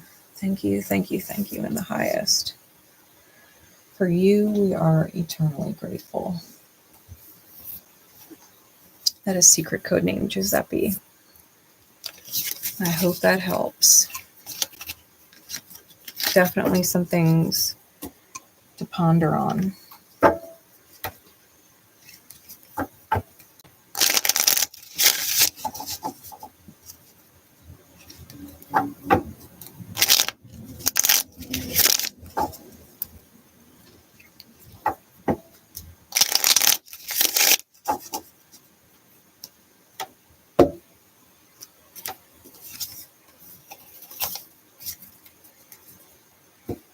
Okay.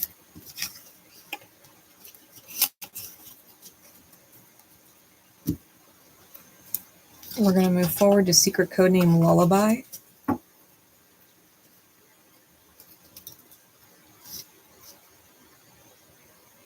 Timestamp.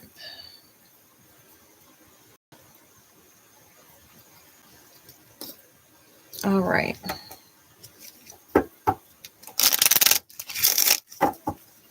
Secret code name Lullaby. And those who are drawn.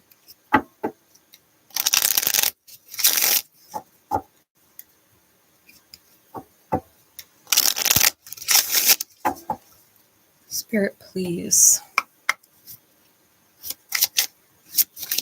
What is the energy they are running towards, but may also need to equally move away from? What is the energy they are running towards? Ooh, the winged serpent. That came out for secret code name Lily, I believe, as well. It was the first card out.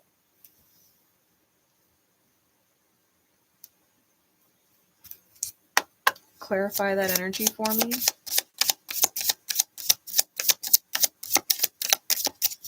Clarify that energy for me.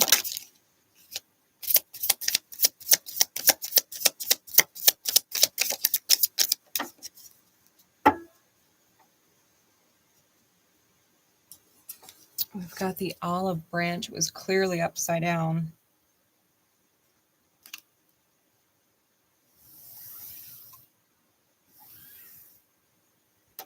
What is the divine conversation?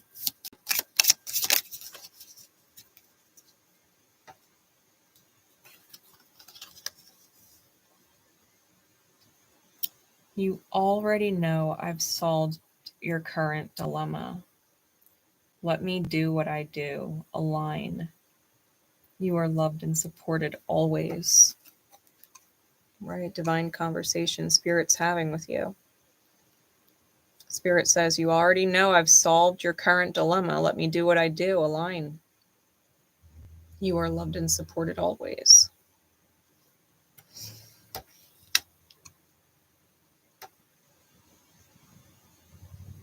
Really, we've got the cross here. Right, this energy of the cross.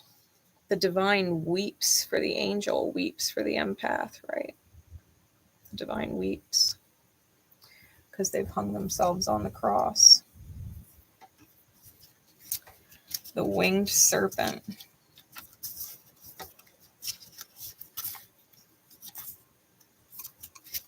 Is a lawful good energy. Light contracts. The winged serpent is a powerful being. Knowledge and prudence are separate keeps, bridged by understanding. The quaddle represents the bridge, knowing whether now is the time to strike.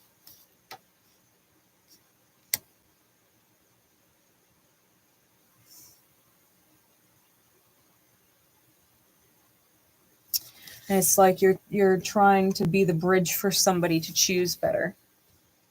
But there is no peace, right? The olive branch that was in reverse, there's no peace. You know, you being the empath or the angel, wanting the best, wanting the potential to come out. The divine weeps for you. You're suffering.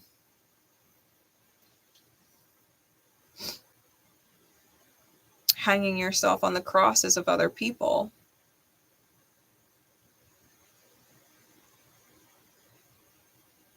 That you would suffer.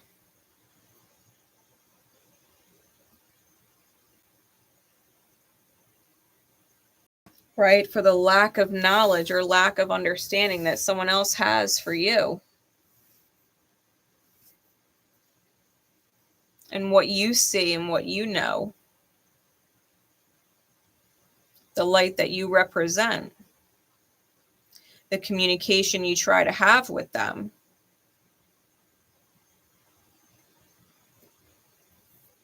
The divine is weeping for you. Spirit says, don't you know I've already solved that problem? You need to do as you're guided. You need to be able to align with that solution, which sometimes means to stop choosing your own suffering. That whoever you're dealing with is not taking the olive branch. The peace and soul that you're offering them. In the divine mirror of things, it's because you're refusing the peace offering that Spirit is trying to give you.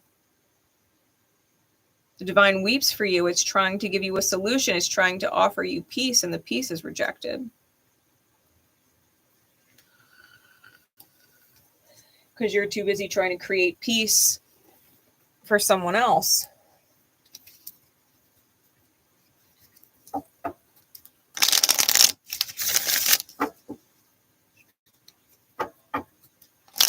What is the insight, please, Spirit?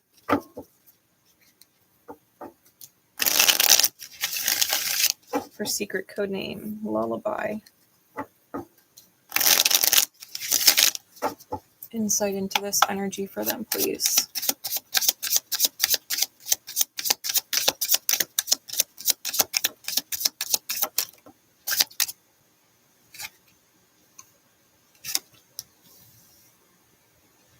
I've got the Magician and the Seven of Cups.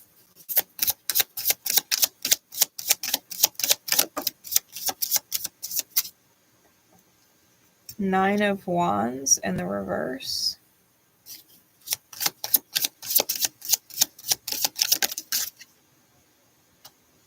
Ace of Cups on the Magician.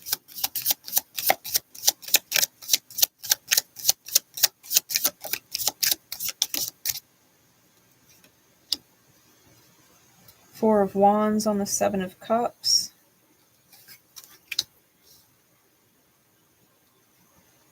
And the Judgment card on the 9 of Wands, reversed. Bottom of the deck is the King of Swords.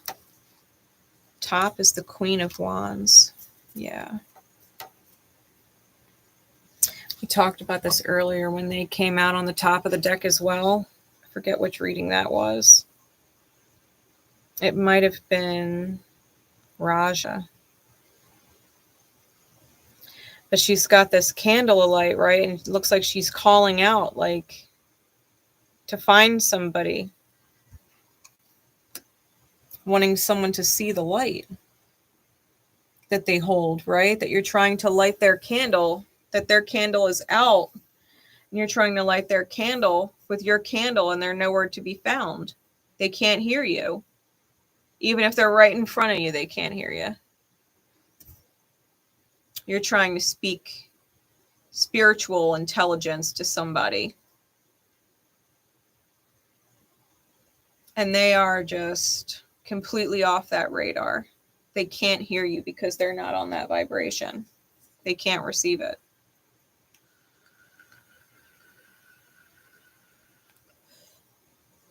In one ear and out the other.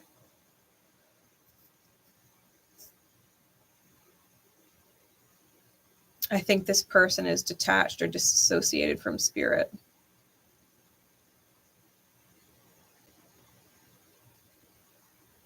And you're trying to help them see. You're trying to help them understand, right? Be the bridge between knowledge and prudence. You're sitting there as the bridge. Offering them the option to choose a path of peace, that they would be at peace in soul choosing that path, and they're not choosing it.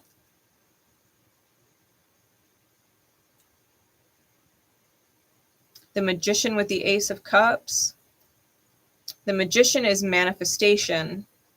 It is the Ace of Cups, and it's spirit watering you through the storm. Right? Using the storm to water you and fill your cup.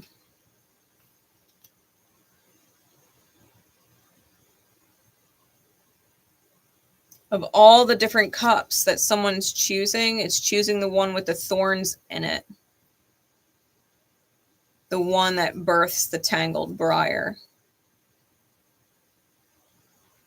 Like, you could choose from any of those cups, and they're all empty cups that you can drink water from, and yet the one that is being held is the one with the thorns in it.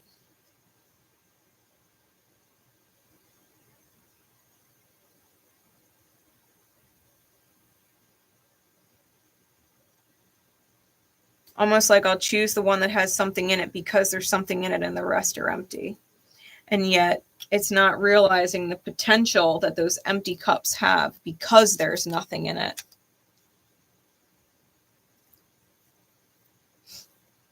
You have this vision of what this plant and that flower could grow into if it was nurtured correctly. But if you put that plant in the ground, it becomes the briar.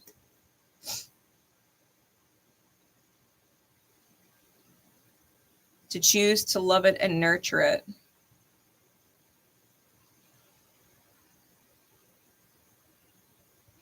Becomes the very thing you can't escape. You might want to go back and watch Giuseppe.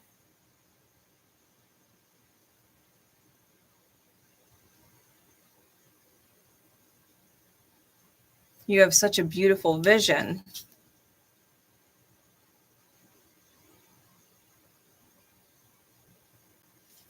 But the more you water it, the harder it is to get out of it. Think about what I just said. The more you water it, the harder it is for you to escape it.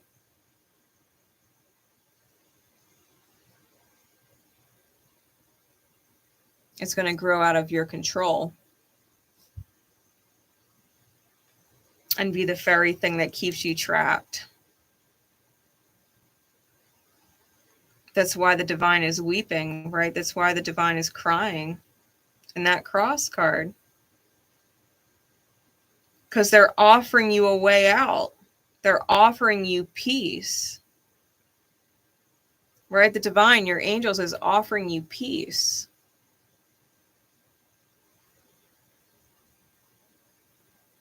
But you need an empty cup to receive the water.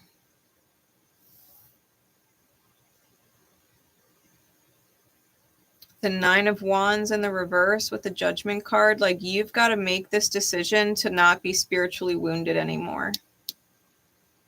Right? The Nine of Wands is in need of spiritual healing. It's the wounded warrior.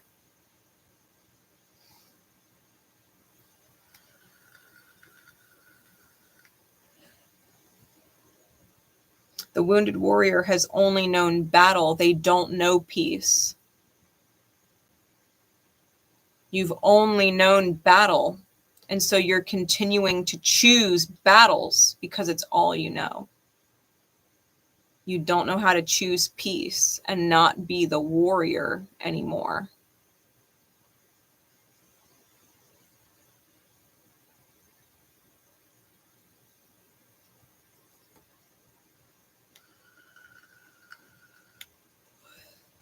Spirit's trying to have this conversation with you and help you see.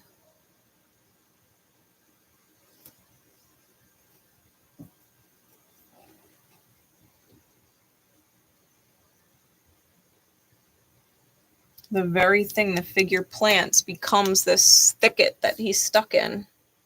He needs to cut himself out of. But now it's all overgrown. It's all around him.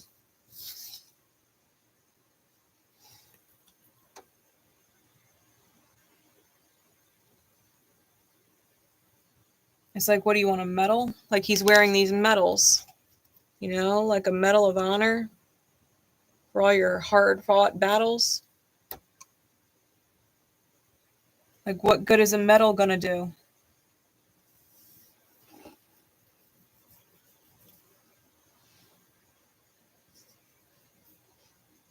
All that medal means is you fought a lot of fucking battles.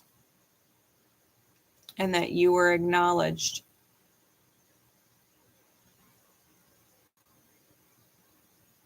For trying to help other people through it. But how does that medal serve you if you're surrounded by the thick of it? It's just a fucking chunk of metal. I mean, literally a play on words. The metal is just metal.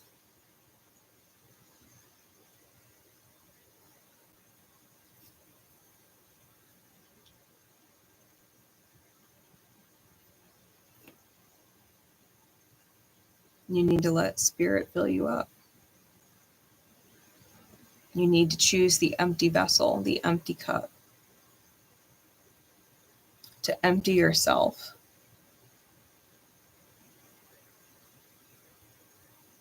Before this path you've chosen grows out of your control.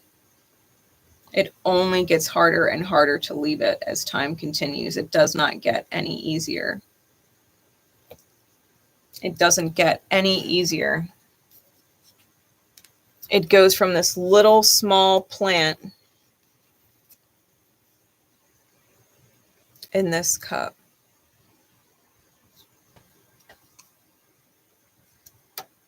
to being out of control.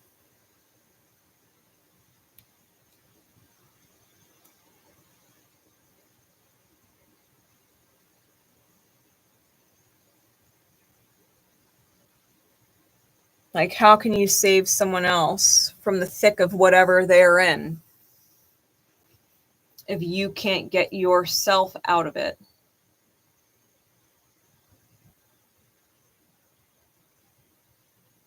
How can you expect, right, to heal other people and offer them a path of peace if you yourself reject the path of peace? You have to lead by example. This is how you choose the path to peace, and you choose it for yourself. That's how you teach others.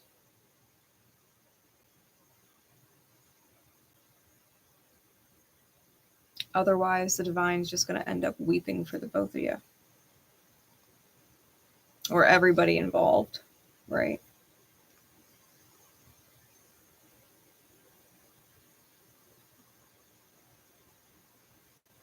Spirit solved the problem. You just got to align with it. You've got to align with the solution. And maybe get yourself off that cross. It's not even your cross. It was meant for someone else. That's their cross to bear, not yours.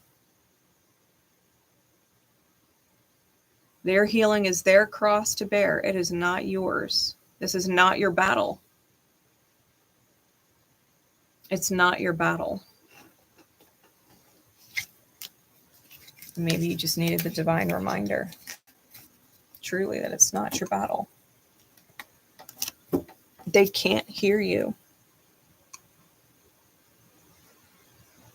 It's not landing. And the more you try and water it, it grows out of your control.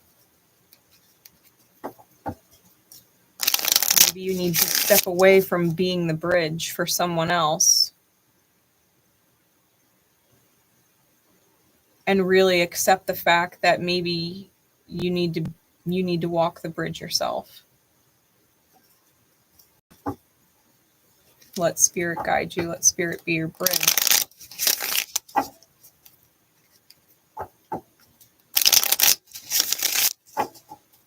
I hope that helps.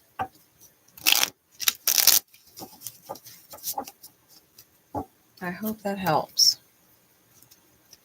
All right, guys.